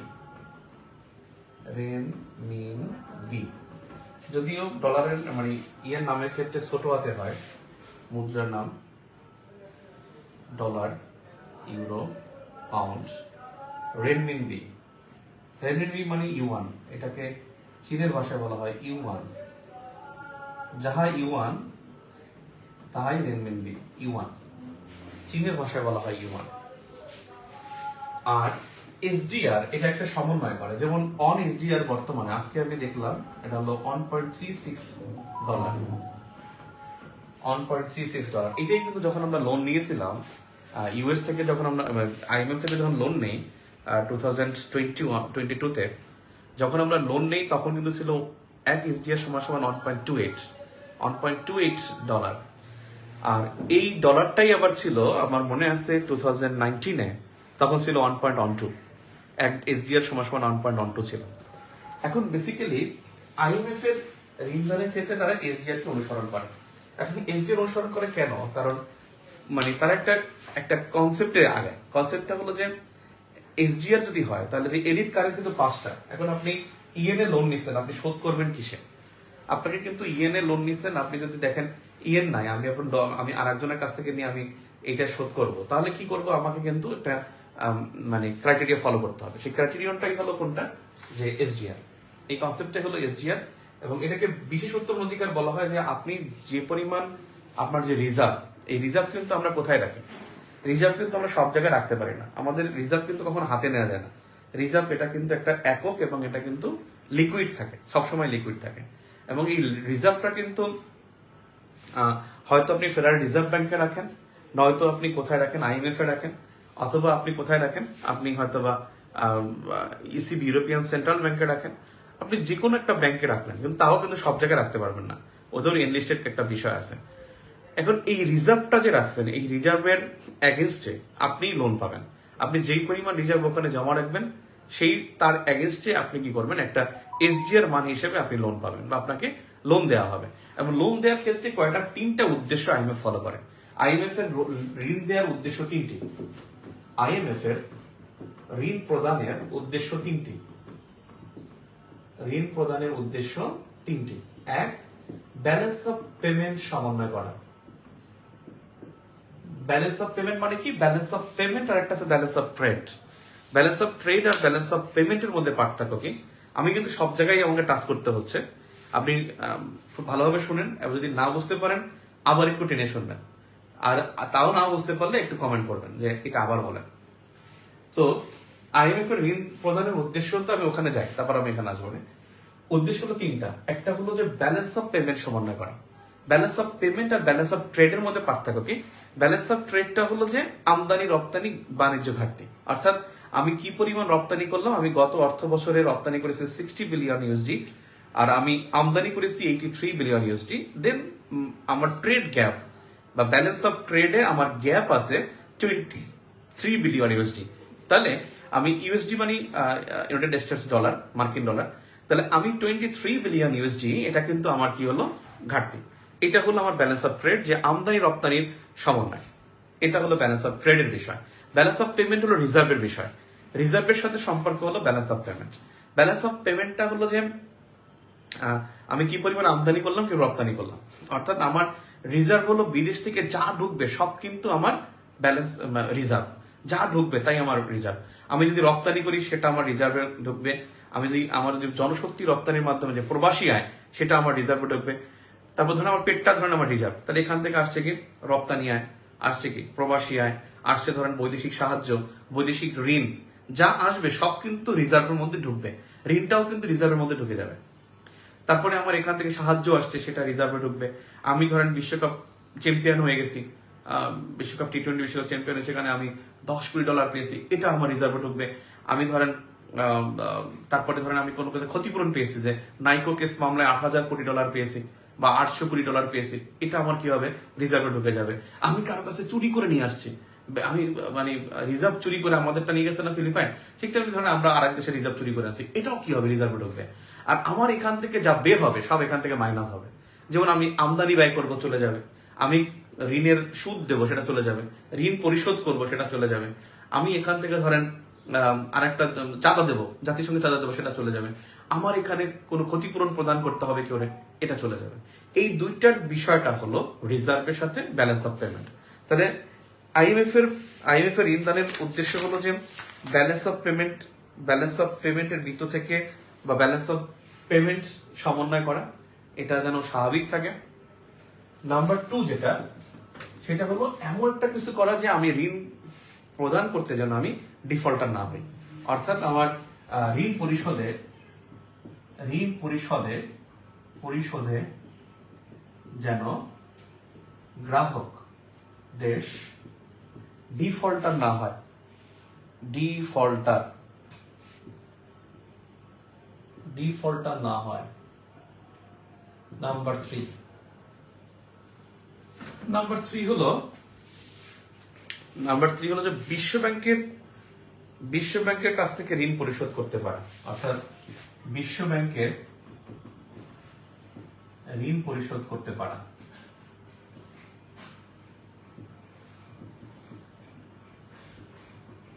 ওয়ার্ল্ড ব্যাংক এবং আইএমএফ কিন্তু পুরো ভাই, মানে দুই ভাইয়ের মতো আর কি। কারণ মানে যখন 44 সালে বিলিয়নার্স কনফারেন্সের মধ্যে ওয়ার্ল্ড ব্যাংক এবং আইএমএফ প্রতিষ্ঠা হয়, তখন তো ওয়ার্ল্ড ব্যাংক হয় না, হয়েছিল আইবিআরডি, প্রথমে ছিল আইবিআরডি নাম। এবং এই দুইটা পক্ষ তৈরি হয়, তখন আইএমএফ এর পুরো কস্টিংটা নেয় হলো ইউরোপিয়ান ইউনিয়ন, আর ওয়ার্ল্ড ব্যাংকের কস্টিং এর দায়িত্ব নেয় হলো, কস্টিং মানে কস্ট খরচের বা ইনভেস্টমেন্টের দায়িত্ব নেয় হলো ইউএসএ। এবং ব্যাংক ব্যবস্থাপনা নিয়ন্ত্রণ করে বিশ্ব ব্যাংক, আর মুদ্রা ব্যবস্থাপনা নিয়ন্ত্রণ করে আইএমএফ। আইএমএফ এর কাজ হলো যে মুদ্রা ব্যবস্থাপনা নিয়ন্ত্রণ করা, রিজার্ভ নিয়ন্ত্রণ করা, এবং আমি যেটা শোধ করতে পারি সেইগুলো ব্যবস্থা করা। তাহলে এই জন্যই আইএমএফ কি করে, তার লোন প্রদান করার ক্ষেত্রে সে একটা একক মান অনুসরণ করে, এবং সেটার নাম হলো কি, একক মান অনুসরণ করে, সেটার নাম হলো এসডিআর। এক্সামে কি এমন বাংলিশ লেখা যাবে? হ্যাঁ, বাংলিশ লেখা যাবে, এটা সত্যি কথা, এটা লেখা যাবে। বাংলিশ বলতে কি, আপনি যে যেমন ঋণ পরিশোধে যেন গ্রাহক দেশ, ডিফল্টারের বাংলা কি, ডিফল্টার বাংলা লিখবেন, ইংলিশে আবার ব্র্যাকেটে ডিফল্টার লিখবেন, ঠিক আছে। ব্যালেন্স অফ পেমেন্ট লেখা যাবে, এটা ইংলিশে লেখা যাবে। আর ইন্টারন্যাশনাল অ্যাফেয়ার্স এ বাংলা ইংলিশ মিক্স করা যায়, মানে যেগুলো ইংরেজি টার্ম ওটা ব্র্যাকেটে লেখাটা বেশি উত্তম। এটা যেমন দেখেন আপনার ইনক্লুসিভ ডেভেলপমেন্ট, এটা যদি লেখেন অন্তর্ভুক্তিমূলক উন্নয়ন, অন্তর্ভুক্তি উন্নয়ন বাংলা লিখলেন, ব্র্যাকেটে ইনক্লুসিভ ডেভেলপমেন্ট লিখলেন। আর আমি তো ওইটা বলছিলাম আমার যে রাইটিং স্ট্র্যাটেজি, ওই ক্লাসে কিন্তু আমি বলছিলাম যে ওখানে বাংলার সাথে ইংরেজিটা লিখলে একটু সুন্দর হয়। যেমন বহুজাতিক প্রতিষ্ঠানের 5টি বৈশিষ্ট্য, এখানে কিন্তু ইংরেজি সে লেখে নাই, আপনি যদি এখানে এমএনসিএসটা লিখে দেন তাহলে সুন্দর হবে। বহুজাতিক প্রতিষ্ঠান ব্র্যাকেটে এমএনসিএস, তাহলে আপনার খুবই স্মার্ট হবে, ঠিক আছে, লেখার মানটাও বাড়বে, সুন্দরও লাগবে, ঠিক আছে। একটা জিনিস হলো আমরা দূর থেকে যেটা মনে করি, আপনি যখন খাতা দেখবেন, আপনি পরীক্ষা দেন তখন আপনি বুঝেন না, খাতা দেখলে কিন্তু আপনার কিন্তু নাক পঞ্চা খুলে যাবে, তখন আপনার কিন্তু অন্যভাবে জাজমেন্ট করবে না, এটার সাথে এটা ভালো, এটার সাথে এটা ভালো, এটার সাথে এটা তুলনা করা যায়। ভাইবা বোর্ডে বলেন না যে 200 নম্বর কেন, আপনি ভাইবা বোর্ডের চেয়ারে বসে জীবনও আপনার ভাববেন না যে ভাইবা বোর্ডের মার্কস 200 না 100, এটা কখনোই ভাববেন না।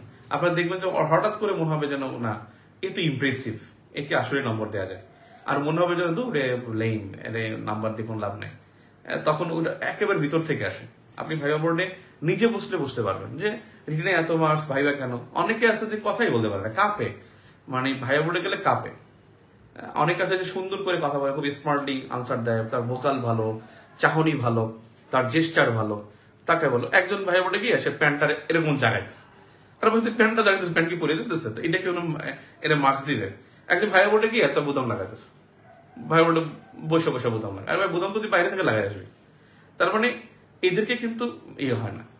আপনি আপনি একজন মেয়ে, আপনি আসছেন, আপনার এখানে সুন্দর একটা জুতা পরেন নাই, আপনি আসছেন এখানে, মানে গুরুত্ব দেন নাই। সুন্দর পোশাক পরা মানে কি আপনি গুরুত্ব দিচ্ছেন না বিষয়টাকে, ইম্পর্টেন্স দেয়, এবং মানুষ ইম্পর্টেন্সটাই খোঁজে। সো তখন আপনাকে মনে হবে যে না, ভাই বোর্ডের নাম্বার বেশি হওয়া উচিত। রিটেনও এরকম মনে হবে যে নাম্বার অনেক ভেরি করে। একজন সব প্রশ্ন টাচ করে 19 পায়, আর একজন সব প্রশ্ন টাচ করে একটা প্রশ্ন তার হয়ই নাই, 5 নম্বর তার হয় নাই, সে 53 পেয়েছে। তাহলে কেন? এটা তো ডিফারেন্সিয়েট, ওই জন্যই সে বেসিকটা লিখতে পারে, বেসিকটা সুন্দর করে প্রেজেন্ট করতে পারে। আচ্ছা, আমি অনেক কথা বলতেছি, পরেরটা যাই। বিদেশি নিকটাত্মীয়কে টাকা পাঠালে সেটাও কি রিজার্ভ থেকে পেমেন্ট যায়? কোন দেশ আমাদের থেকে টাকা নিয়ে রিজার্ভ থেকে পাউন্ড বা ডলারে দেয়? নিকটাত্মীয়কে টাকা পাঠাচ্ছেন, আপনি টাকা পাঠালে সেটা রিজার্ভ থেকে যাবে। আপনি তো টাকা পাঠাতে পারবেন না, আপনি তো পাঠাবেন তো ডলার। তো ডলার যখন আপনি ই করবেন, ডলার যখন ভাঙাবেন, তখন তো এটা আমার রিজার্ভ থেকে মাইনাস হয়ে যাচ্ছে। ডিফল্টার বলতে ভাই, ডিফল্টার বাংলাটা পারি না। ডিফল্টার মানে হচ্ছে যে ঋণ দিতে পারে, ঋণ খেলাপি, এই তো খেলাপি, ডিফল্টার মানে খেলাপি। আচ্ছা, সেলফ স্ট্রাকচার অ্যাডজাস্টমেন্ট প্রোগ্রাম, এটা হলো ঋণ দানের, আইএমএফ এর ঋণ দান নীতিমালা,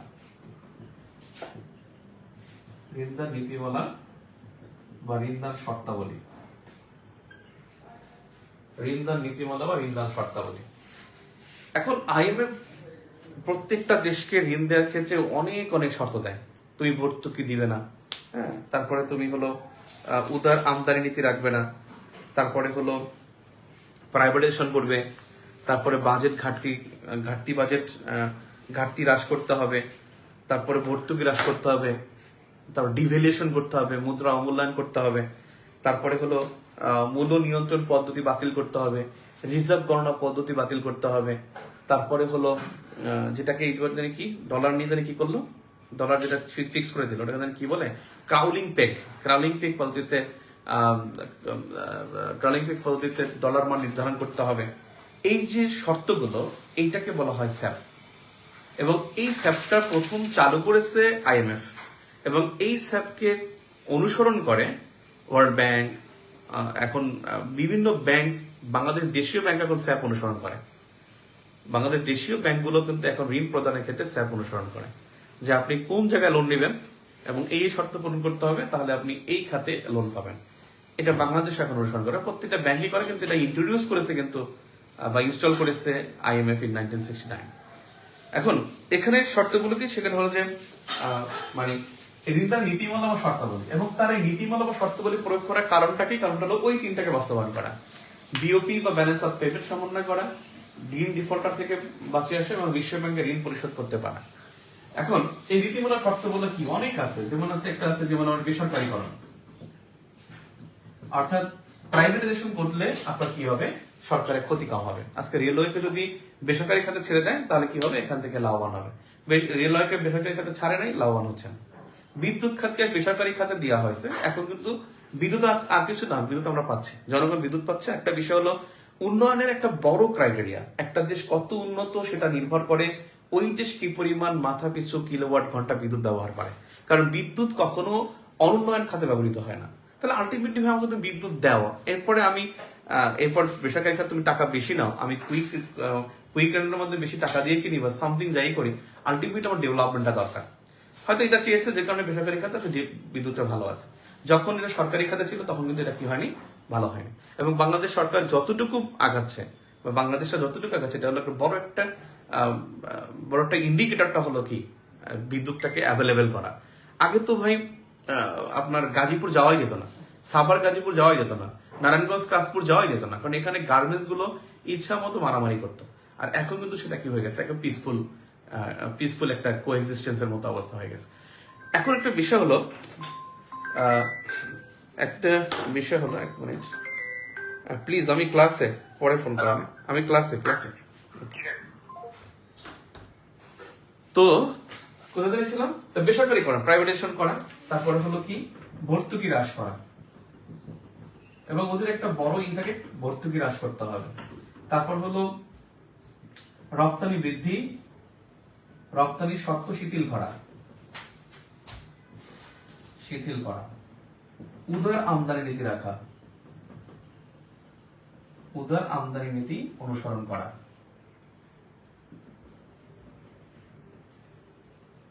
উদার আমদানি নীতি অনুসরণ করা, রপ্তানি শর্ত শিথিল করা। তারপর হলো ডিভ্যালুয়েশন করা, ডিভ্যালুয়েশন বা মুদ্রা অবমূল্যায়ন করা, মুদ্রার অবমূল্যায়ন করা। ডিভ্যালুয়েশনটা আমি বোঝাচ্ছি, এটা অনেকে বোঝে না। ডিভ্যালুয়েশন করা। তারপর ক্রাউলিং পেগ, যেটা বাংলাদেশকে দিছে, ক্রাউলিং পেগ পদ্ধতিতে,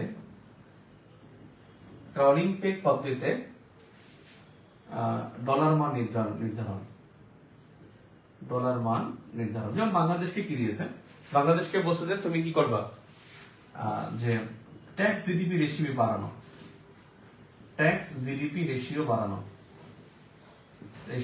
কেউ বলতে পারে শ্রীলঙ্কার যে ক্রাইসিসটা ছিল কেন হয়েছিল? শ্রীলঙ্কার ক্রাইসিস কিন্তু অনেকেই বলবে যে বায়ো এগ্রিকালচার, যে তারা চায়না সহযোগিতায় বায়ো এগ্রিকালচার বা বায়ো ফুয়েল বা বায়ো এনার্জি না, বায়ো ফার্টিলাইজার, এটা তারা প্রয়োগ করার কারণে তাদের উৎপাদন হ্রাস হয়েছে। হ্যাঁ, এটা একটা কারণ হতে পারে।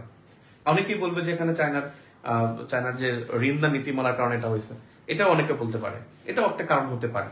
করাপশন হতে পারে, অনেকে বলতে পারে যে মেগা প্রজেক্টের কারণ হতে পারে। কিন্তু সবকিছু ছাপিয়ে সবচেয়ে বড় যে কষ্টটা ছিল, শ্রীলঙ্কার ইকোনমি সবচেয়ে বড় কষ্ট ছিল যে তার কর হার হ্রাস করা। এবং আগের গভর্নমেন্টটা সে কি করছেন, সে জনগণের জনপ্রিয় হতে গিয়ে তিনি ভুল করে ফেলছেন, যে কর হার হ্রাস করছেন। যখনই কর হার হ্রাস করে তখন কিন্তু আলটিমেটলি কি হয়, তার কিন্তু রাজস্ব আদায় হয় না। এট দ্য সেম টাইম কিন্তু ওখানে করোনা হয়ে গেছে, কোভিড হয়ে গেছে। কোভিড হওয়ার কারণে কি হয়েছে, তার ট্যুরিজম সেক্টরটা ধস হয়ে গেছে। তারপরে তার কর হার হ্রাস, ট্যুরিজম সেক্টর থেকে টাকা আসতেছে না। এট দ্য সেম টাইম কি হলো, সে বায়ো এগ্রিকালচারে তার কিন্তু উৎপাদনে ফল করলো, এবং তার কৃষি খাতটা ফল করে দিল। এবং যে কোনো সে কি করলো, কৃষি খাত ফলার কারণে তার কিন্তু খাদ্য আমদানি করতে হলো। খাদ্য আমদানি করতে গিয়ে তাকে লোন করতে হলো। এই লোন করতে গিয়ে সে ঝামেলা পড়ে গেল। তার একদিকে হলো সে অভ্যন্তরীণ রাজস্ব পাচ্ছে না, এট দ্য সেম টাইম সে কিন্তু এখানে ডলার ইনকাম করতে পারছে না, ট্যুরিজম সেক্টর ধস। আবার তার কৃষি উৎপাদন হচ্ছে না, খাদ্য আমদানি করতে হবে। খাদ্য আমদানি করতে হলে তাকে কি করতে হবে, তাকে অবশ্যই লোন আনতে হবে। এই লোন আনতে গিয়ে সে কি করবে, ঝামেলা পড়ে গেছে। এবং যে কারণে 2-3 বছর শ্রীলঙ্কা খুবই একটা মানে যেটাকে বলে একটা ডিজাস্টারের মধ্যে গিয়েছে। কিন্তু সেম টাইম কি হয়েছে, যখনই কিন্তু ওভারকাম করছে, যখনই সে ট্যাক্স জিডিপি রেশিওটা বাড়িয়েছে। জিডিপির এগেনস্টে ট্যাক্স জিডিপি রেশিও মিনিমাম বাংলাদেশের মতো দেশের 17 to 19% থাকার কথা, কিন্তু আমাদের এখানে 7.9 থেকে 9.5, অর্থাৎ 10%-এর নিচে আমাদের tax GDP ratio. Tax GDP ratio যদি আমাদের কম থাকে, তাহলে আলটিমেটলি আমরা কি করতে পারবো না, আমরা এখানে মানে এটাকে সামাল দিতে পারবো না। আপনারা দেখছেন যে আমাদের কিন্তু ট্যাক্সের, আমাদের ইনকাম ট্যাক্স দেয় মাত্র 3.4% মানুষ, ইনকাম ট্যাক্স রিটার্ন জমা দেয় মাত্র 3.4% মানুষ। তাহলে আপনি ইনকাম ট্যাক্স দিচ্ছেন 3.4% মানুষ, আর আপনি সেবা নেবেন 100% মানুষ সেবা চাইবেন, এটা কেমনে হয়? এটা পৃথিবীর কোন দেশে আছে? কোথাও নাই। কিন্তু এটা বললে আপনি সরকারের দালাল হয়ে যাবেন, আর যদি আপনি না বলেন তাহলে কোনো সমস্যা নেই। অর্থাৎ এই ট্যাক্স এত বেশি, ইনকাম ট্যাক্স কম দেই আমরা। আমার বন্ধু একজন আছে, সে যোগাযোগ মন্ত্রণালয়ে চাকরি করে, প্রচুর টাকা পয়সা ইনকাম করে, বিএনপি মাইন্ডেড, খালি জ্ঞান করে যে এটা করছে। তুই কয় টাকা ট্যাক্স দিচ্ছে গত অর্থ বছরে? 1 টাকা দিই নেই, ও ট্যাক্স ফাইল ওপেনই করে নাই। তাহলে আলটিমেটলি সে কিন্তু বড় বড় কথা বলে। তাহলে বাংলাদেশের এই ট্যাক্স জিডিপি রেশিওটা বাড়াতে বলছে, এটা খুব জরুরি। এবং এই নীতিমালাগুলোই বেসিক্যালি হলো, এই শর্তগুলোই হলো স্যাপের অন্তর্ভুক্ত, ঠিক আছে? এবং এই নীতিমালাগুলো করা হয় বেসিক্যালি আইএমএফ এর উদ্দেশ্যটাকে সফল করার জন্য। এখন এই ক্রাউলিং পেগটা কি? ক্রাউলিং পেগ পদ্ধতিতে ডলার মান নির্ধারণ, এটা আসলে কি? ক্রাউলিং পেগটা হলো যে, দেখা যায় ক্রাউলিং পেগ দেখা যায়,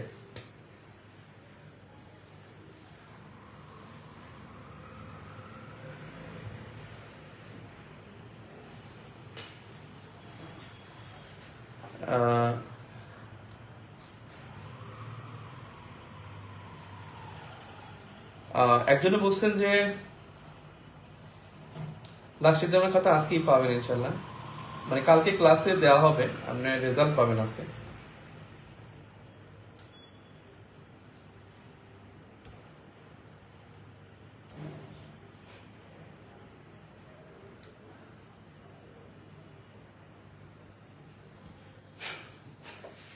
কোথায় ছিলাম যেন? ক্রাউলিং পেগটা কি? ক্রাউলিং পেগটা হলো যে ডলার মান নির্ধারণ করা, একটা নির্দিষ্ট ডলারের মুদ্রা মান নির্ধারণ করে দিবে যে সর্বোচ্চ এত টাকা, সর্বোচ্চ সর্বনিম্ন এত, সর্বোচ্চ এত। সরকার যে এটা ঠিক করে দিছে যে 117 টাকা, এই 117 টাকা যে ফিক্স করে দিছে এটাকে বলা ক্রাউলিং পেগ পদ্ধতিতে ডলার মান নির্ধারণ। এবং এইটা 117 টাকা নির্ধারণ যদি না করতো তাহলে বাজার কি করতো? নিয়ন্ত্রণ করতো। বাজারে এটা 125 টাকা, 130 টাকা, এখন শুনলাম যে খোলা বাজারে 130 টাকা উঠে গেছে। গভর্নমেন্ট পাবে এটা হলো 117 টাকা। তো বিষয় হলো যে এইটাকে নিয়ন্ত্রণ করতে যাওয়াটাকে বলা হয় ক্রাউলিং পেগ। ডিভ্যালুয়েশনটা আপনারা হয়তো অনেকে বোঝেন না। ডিভ্যালুয়েশন এটা যদিও চ্যাপ্টার 6 এর পড়া, কিন্তু এখানে আসছে, আমি একটু আলোচনায় যাব।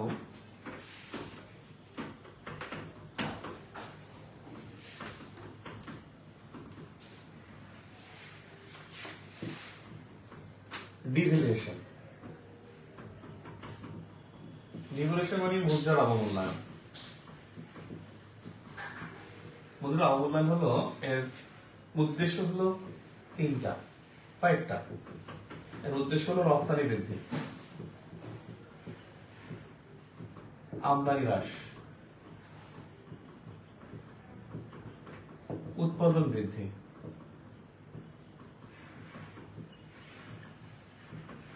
রপ্তানি বৃদ্ধি, আমদানি হ্রাস, উৎপাদন বৃদ্ধি। আর এর আরেকটা রেজাল্ট আছে, একটা ইম্প্যাক্ট আছে। ইম্প্যাক্ট এবং রেজাল্টের মধ্যে পার্থক্য কি জানেন? ইম্প্যাক্ট এন্ড রেজাল্ট, এই দুটোর মধ্যে পার্থক্য হলো, ইম্প্যাক্ট হলো অর্থনৈতিক একটা ইম্প্যাক্ট হয়, অর্থনৈতিক প্রভাবটাকে বলা হয় ইম্প্যাক্ট। আর রেজাল্ট এটা যে কোনোটা হতে পারে, ইম্প্যাক্ট যখন বলবে তখন বুঝবেন যে এটার মধ্যে একটা অর্থনৈতিক গন্ধ আছে, অর্থনৈতিক ইস্যু এর মধ্যে বিদ্যমান। এই অর্থনৈতিক ইস্যুকে নিয়ে আগাতে হবে।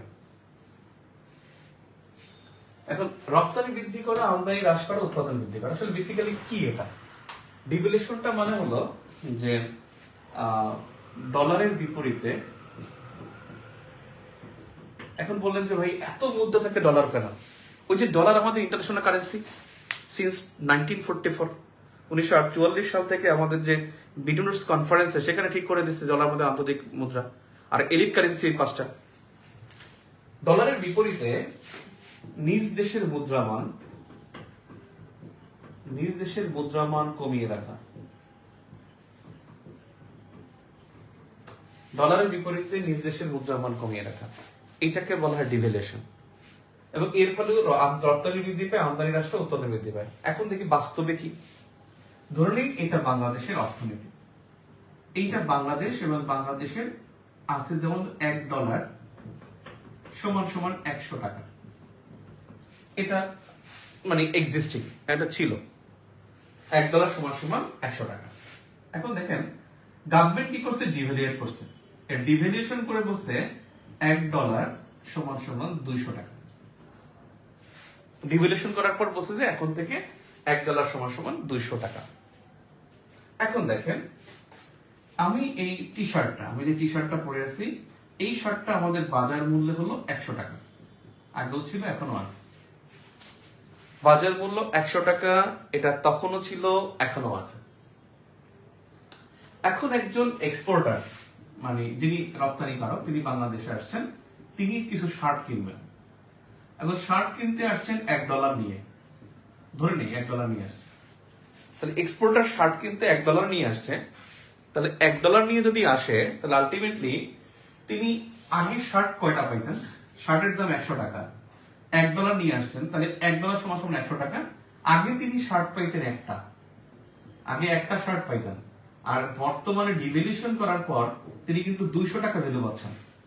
$1 নিয়ে বাংলাদেশে আসছেন, তার মানে সে আগে 100 টাকা ভ্যালু পাইতেন, বাংলাদেশে আসার পরে দেখছেন 200 টাকা। এবং আলটিমেটলি শার্টের দাম 100 টাকা ছিল, 100 টাকাই আছে। তার মানে তিনি এখন কিন্তু বর্তমানে 2টা শার্ট পাবেন। যখন 2টা শার্ট পাবেন তখন কিন্তু এক্সপোর্টার বেশি কিনবেন। বেশি কিনলে কি হবে, রপ্তানি বৃদ্ধি পাবে, অর্থাৎ এক্সপোর্টার তিনি কিন্তু এখানে উৎসাহিত হবেন। Am I clear? Am I clear? আমদানি হ্রাস কেমন হবে, যেমন দেখেন এটা তো বুঝছেন মনে হয় যে এক্সপোর্টার কি হবে, এখানে আসছেন তিনি $1 নিয়ে একটা শার্ট কিনতে, কিন্তু পেয়ে গেছেন 2টা শার্ট, এই জন্য তিনি আরো বেশি কিনবেন। আর পাইছি আরো কিনে নেই, পরে মানে এটা করে সে কিনবে। কিনলে কি হবে, আমাদের কিছু একটা ডলার ইনকাম হবে। এখন দেখেন ধরেন আমরা এই মার্কারটা, এই মার্কার হলো $1, মার্কার $1 দাম, আন্তর্জাতিক বাজারে $1 দাম। এখন আমি যদি এটা কিনতে যাই তাহলে আমাকে আগে দিতে হইতো কত, 100 টাকা। আমি 100 টাকা খরচ করলে আমি একটা মার্কার কিনতাম আগে। এখন বর্তমানে আমাকে কিন্তু যদি কিনতে হয় আমাকে 200 টাকা খরচ করতে হবে, 200 টাকা খরচ করতে হবে। এখন আমি চিন্তা করলাম যে আমি 200 টাকা দিয়ে মার্কারটা কিনবো, তার চাইতে আমি 150 টাকা দিয়ে একটা মার্কার তৈরি করে ফেলি, তাহলে আমার এটা উৎপাদন খরচ করবে 150 টাকা। আমি যদি উৎপাদন করি, আমার বর্তমানে 150 টাকায় আমি কি করতে পারবো, উৎপাদন করতে পারবো, তাহলে আমি কেন 200 টাকা দিয়ে কিনবো? তাহলে আমি যখন কিনবো না তখন আমদানি হ্রাস পাবে, আর যখন আমি উৎপাদনে যাবো তখন উৎপাদন বৃদ্ধি পাবে। ক্লিয়ার? অর্থাৎ ডিভ্যালুয়েশনের ফ্যাক্ট হলো এইটা, যে রপ্তানি বৃদ্ধি পাবে, আমদানি হ্রাস পাবে। বুঝছেন কিনা ডিভ্যালুয়েশন?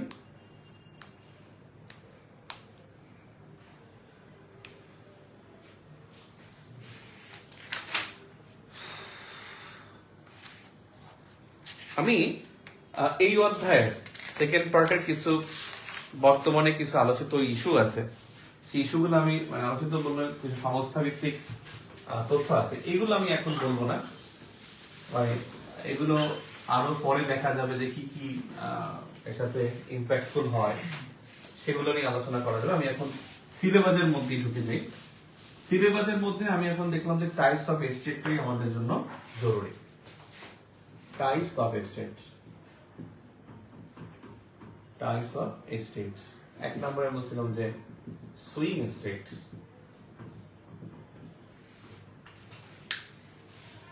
এক নম্বরে আপনারা কি ডিভ্যালুয়েশন বুঝতে পারছেন?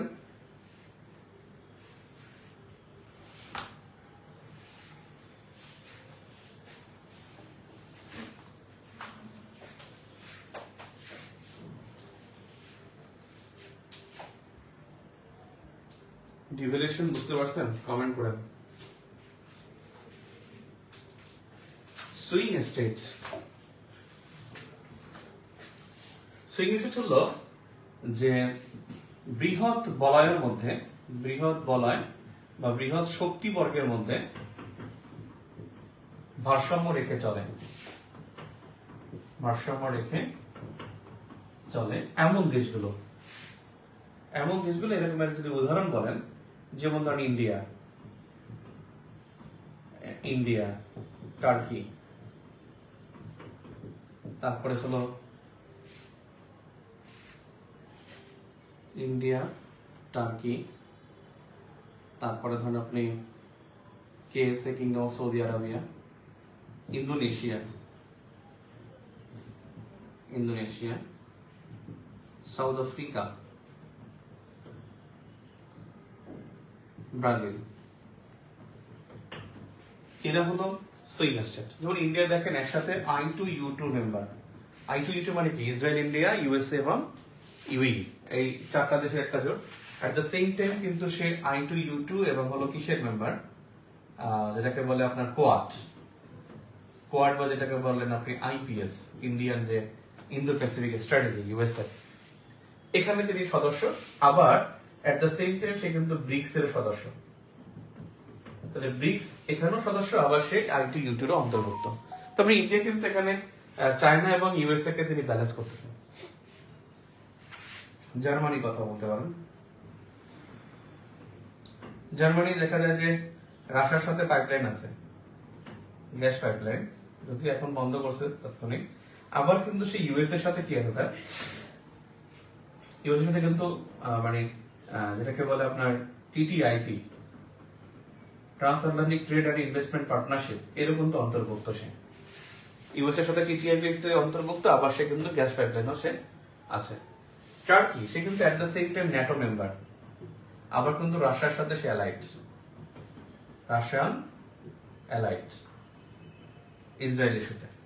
এইরকমের কেএসএ এখানে চায়নার সাথে তো এবং ইউএস এর সাথে তার কিন্তু গভীর সম্পর্ক। চীনের ইনভেস্টমেন্ট সে এখানে অনেক বেশি, আবার ইউএস এর সাথে তার কিন্তু সিকিউরিটি অ্যালাইড এবং তার এনার্জি অ্যালাইড হলো ইউএসএ। এই রকমের দেশগুলো হলো তারা সুইং স্টেট, যারা বৃহৎ শক্তি বর্গের মধ্যে ভারসাম্য রেখে চলে। Number 2, ramp state. Ramp state হলো যুদ্ধের পরে দখলকৃত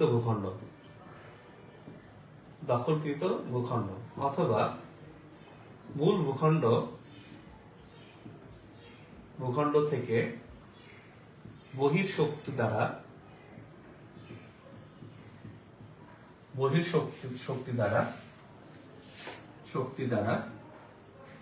পৃথক হওয়া ভূখণ্ড। এটা রাম্প স্টেট, যেমন ক্রিমিয়া একটা রাম্প স্টেট। তারপর ডোনেটস একটা রাম্প স্টেট। নাম্বার 3 একটা আছে ওয়েলফেয়ার স্টেট। ওয়েলফেয়ার স্টেট বা জনকল্যাণমূলক রাষ্ট্র, অর্থাৎ যে রাষ্ট্র জনগণের বেসিক নিডস, বিএন মানে বেসিক নিড, পুরোটাই এত সংক্ষেপ লাগবে না। বেসিক নিডস, যে রাষ্ট্র জনগণের basic need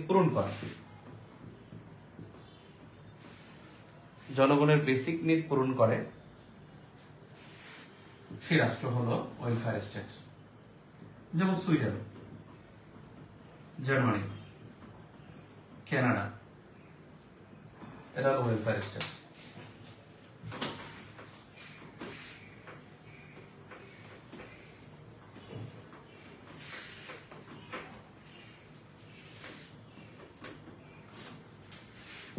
Number 4, soft powerful nation বা জাতি বা রাষ্ট্র।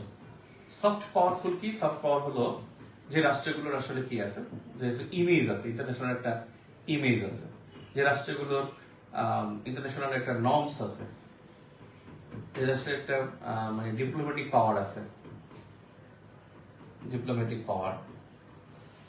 যে রাষ্ট্রের যেটাকে বলে আপনার অনেস্টি আছে,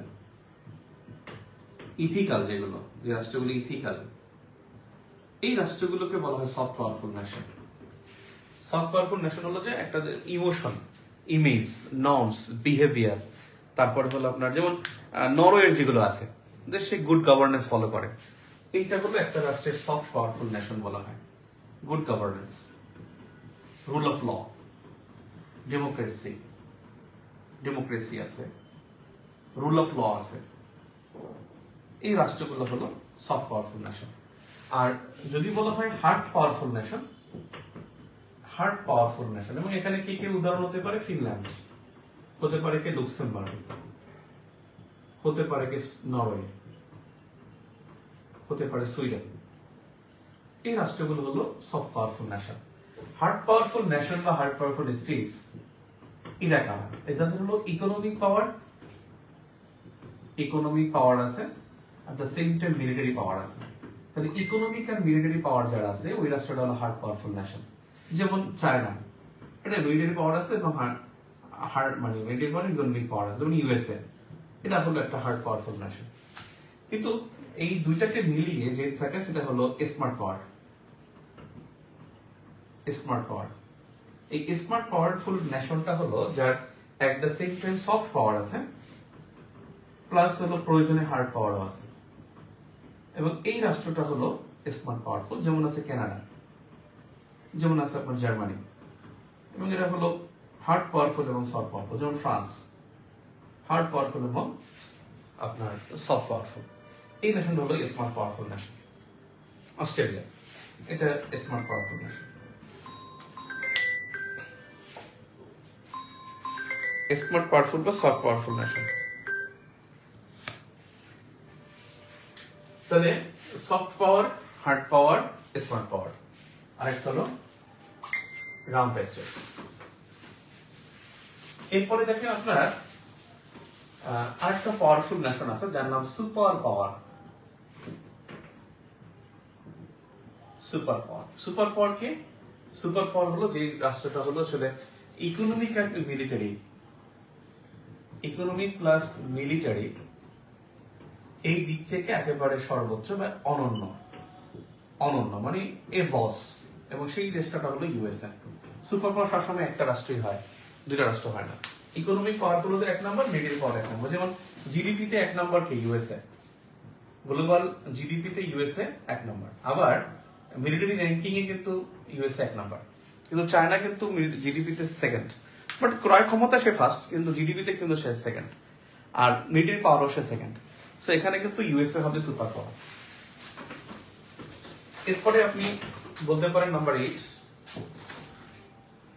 কি সমস্যা?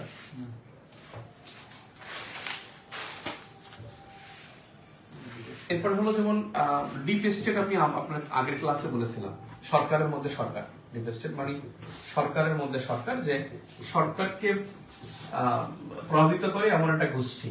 যেমন আপনার পাকিস্তান, এটা হলো ডিপ স্টেট, বিকজ মিলিটারি হলো তার সরকারের মধ্যে আরেকটা সরকার, মিলিটারি প্রভাব বা ইম্প্যাক্ট, না ইম্প্যাক্ট না, মিলিটারি প্রভাব। তারপর হলো মিয়ানমার, মিয়ানমার হলো একটা মিলিটারি প্রভাব থাকে। তাহলে এটা হলো ডিপ স্টেট। ডিপ স্টেট কনসেপ্টটা খুব ইম্পর্টেন্ট। এলডিসিস একটা কনসেপ্ট আছে, এলডিসিস, এলডিসিস একটা কনসেপ্ট আছে, এটা আমাদের এমপিরিক্যাল আমরা পড়বো, এই জন্য এখানে আমি বলতে চাচ্ছিলাম না, তা বলি কারণ এলডিসিস লাগবে। এলডিসি হলো যে লিস্ট ডেভেলপড কান্ট্রিজ, অর্থাৎ স্বল্পোন্নত দেশ।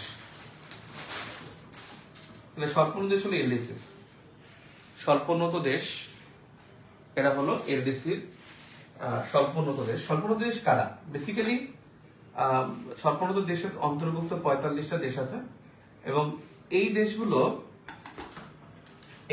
হলো বেসিক্যালি বাণিজ্যে পিছিয়ে ছিল। আমি হিস্ট্রিটা একটু বলি, ছোট্ট একটা হিস্ট্রি আছে এলডিসির।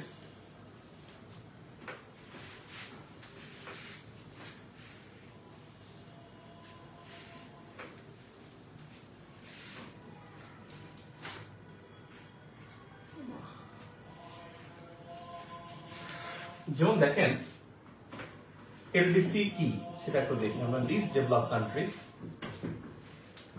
List developed countries, list developed countries. দেখেন ইকোসক, ইকোসক কি করলো? 1964 এ গঠন করলো আংট্যাড, আংট্যাড গঠন করলো। এই আংট্যাড গঠন করছে ইকোসক, মানে জাতিসংঘের ইকোসক বডিটা 64 সালে unit conference on trade and development এই কনসেপ্টটা তারা গ্রো করে এবং আংট্যাড প্রতিষ্ঠা করে। তো আংট্যাড প্রতিষ্ঠা করে 1964 সালে। এই আংট্যাড এরা হলো উন্নয়নশীল বিশ্বে বাণিজ্য সম্প্রসারণে কাজ করে, উন্নয়নশীল বিশ্বে বাণিজ্য সম্প্রসারণে কাজ করে। এবং এই জন্য দেখলো যে বাণিজ্য সম্প্রসারণের জন্য আংট্যাড এখানে কাজ করে, এবং তারা 1964 সালে এই আংট্যাডই প্রতিষ্ঠা করলো G77, অর্থাৎ গ্রুপ অফ 77, যে এইসব দেশে বাণিজ্য সম্প্রসারণে কাজ করবে।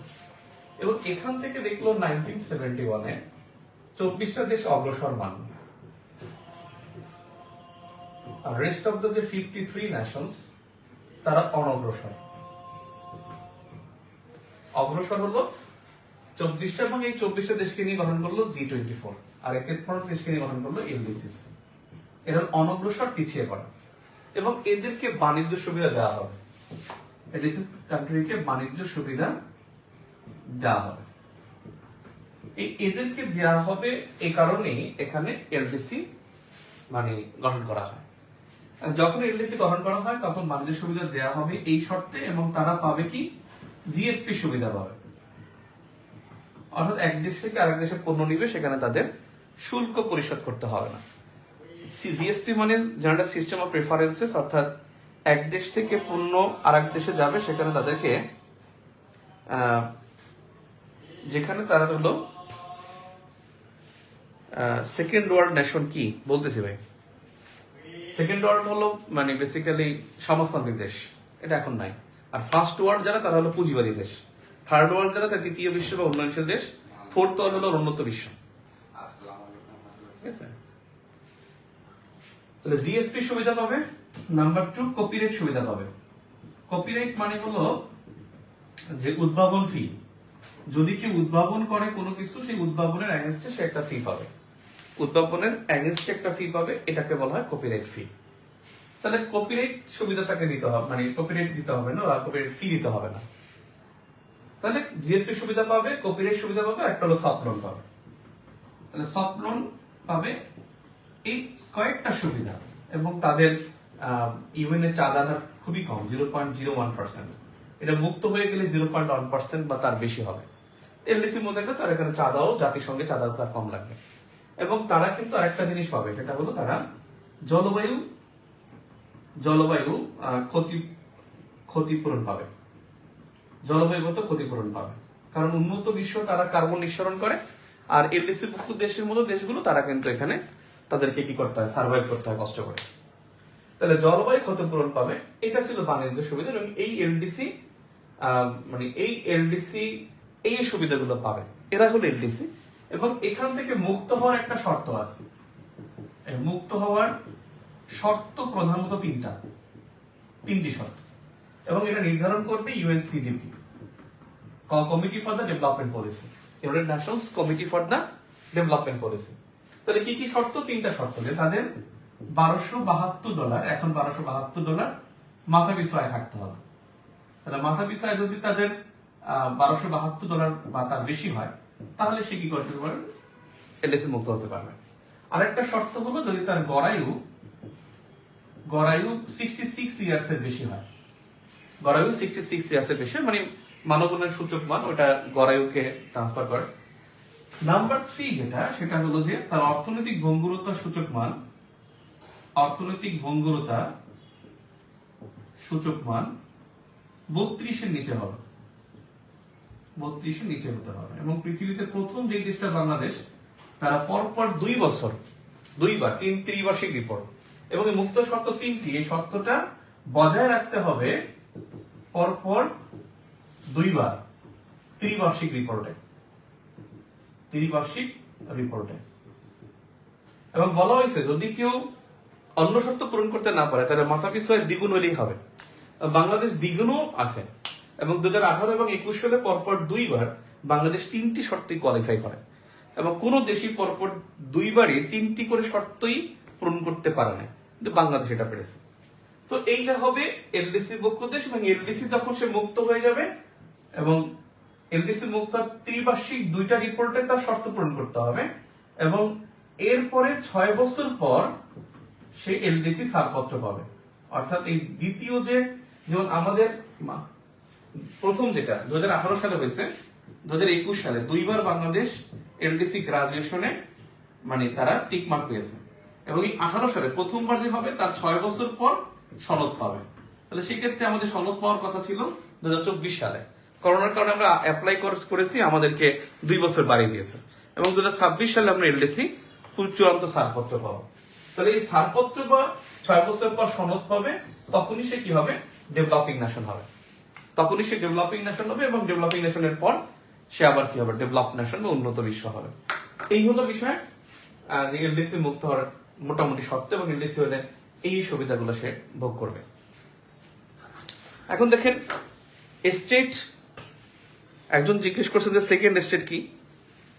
আরেকটা বিষয়, এখন রাষ্ট্র হিসেবে একটা বিষয় আসতে পারে যে মানে প্যালেস্টাইন কি সভারেন স্টেট কিনা, এইটা নিয়ে একটা কোশ্চেন হতে পারে। খুবই সভারেন স্টেট নিয়ে একটা প্রশ্ন হওয়ার সম্ভাবনা খুবই বেশি প্যালেস্টাইনকে নিয়ে। প্যালেস্টাইন কি একটি ডিফ্যাক্টো স্টেট নাকি স্বাধীন সার্বভৌম রাষ্ট্র? আসলে আপনি কি বলবেন এটাকে?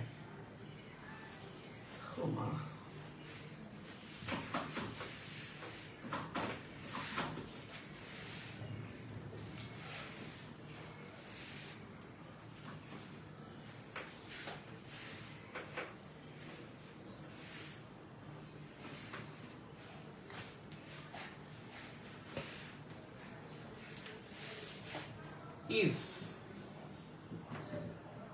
Palestine a sovereign state?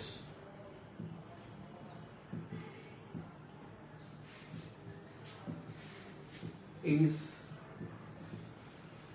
Palestine an independent nation?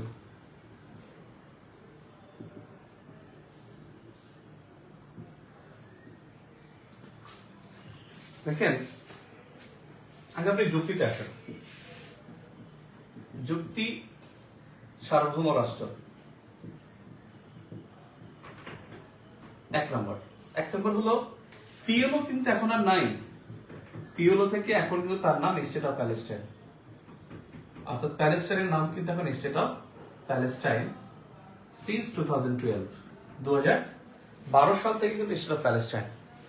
এখন আপনি প্যালেস্টাইনকে কিন্তু বলতে পারেন না যে পিএলও কিন্তু কেউ বলে না, প্যালেস্টাইন লিবারেশন অর্গানাইজেশন বলে না। এখন আপনি এটা জানেন যে state must be sovereign, state must be কি সভারেন। তাহলে স্টেট একটা প্যালেস্টাইন একটা সভারেন স্টেট। নাম্বার 2, 2011 সালের আগে জাতিসংঘে ফিলিস্তিনের মর্যাদা ছিল নন স্টেট অবজারভার বা অরাষ্ট্রীয়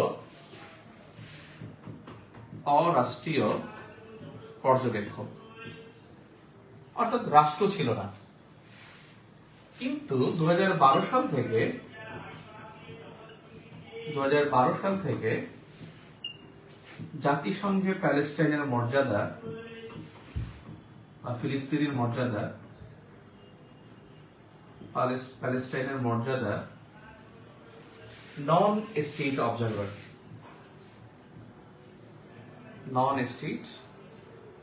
অবজারভার অর্থাৎ নন মেম্বার অবজারভার অর্থাৎ অসদস্য পর্যবেক্ষক। তার মানে এটা বলা যায় যে সে এখন স্টেট, অর্থাৎ 2012 সাল থেকে প্যালেস্টাইন স্টেট। নাম্বার 3 হলো যে 2024 সালে জাতিসংঘ সাধারণ পরিষদ প্যালেস্টাইনকে সদস্যপদ প্রদানের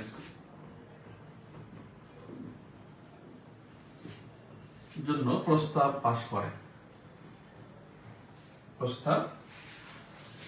করে। যেহেতু সদস্যপদ প্রদান ইউএনএইচসি সিকিউরিটি কাউন্সিল, ইন্টারন্যাশনাল সিকিউরিটি কাউন্সিলের কর্মসূচি, তাই সদস্যপদ প্রদান ইউএনএইচসি এর কর্মসূচি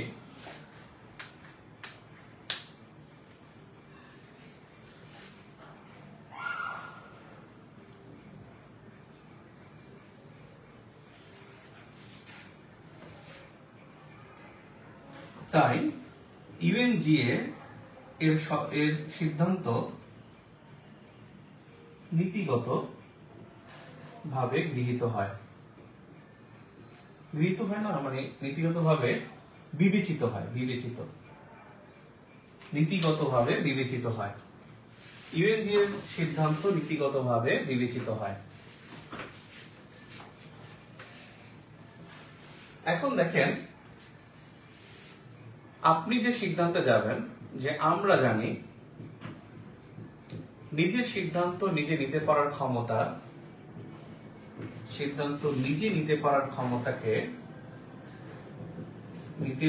ক্ষমতাকে সার্বভৌমত্ব বলে।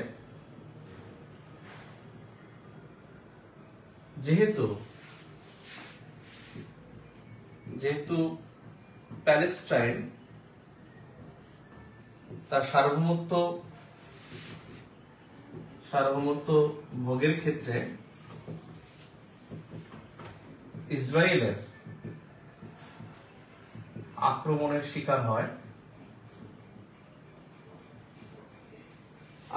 শিকার হয় সেহেতু ফিলিস্তিনকে 145টি দেশ ও ইউএন স্বীকৃতি দিলেও সার্বভৌমত্বহীন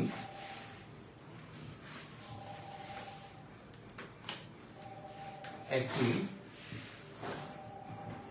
স্বাধীন ভূখণ্ড হিসেবে বিবেচিত হবে। মনে রাখবেন, ইন্ডিপেন্ডেন্স এবং সভারেনের মধ্যে পার্থক্য আছে। We got independence from Pakistan in 1971 26 March, এবং after getting the victory day of 16 December, then we recognized as sovereign states.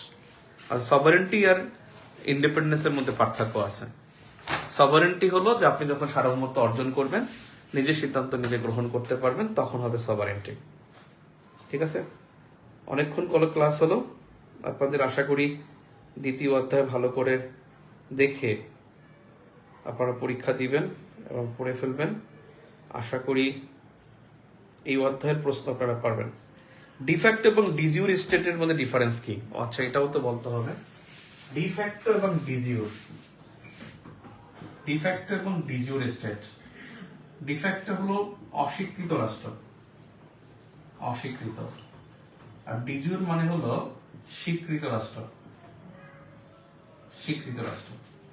এবং এখানে ডিফ্যাক্টো মানে অস্বীকৃত, মানে সবকিছুই তার আছে, বাট তার সব মানে স্বীকৃতিটা নাই। যেমন ধরেন তাইওয়ান মাত্র 16টা দিয়ে স্বীকৃতি দিচ্ছে, তাইওয়ান হলো de facto. Taiwan de facto state. Hong Kong একটা ডিফ্যাক্টো স্টেট, কিন্তু ডিজিউর স্টেট কে তার স্বীকৃতি আছে। যেমন কসোভো একটা ডিজিউর স্টেট। ঠিক আছে,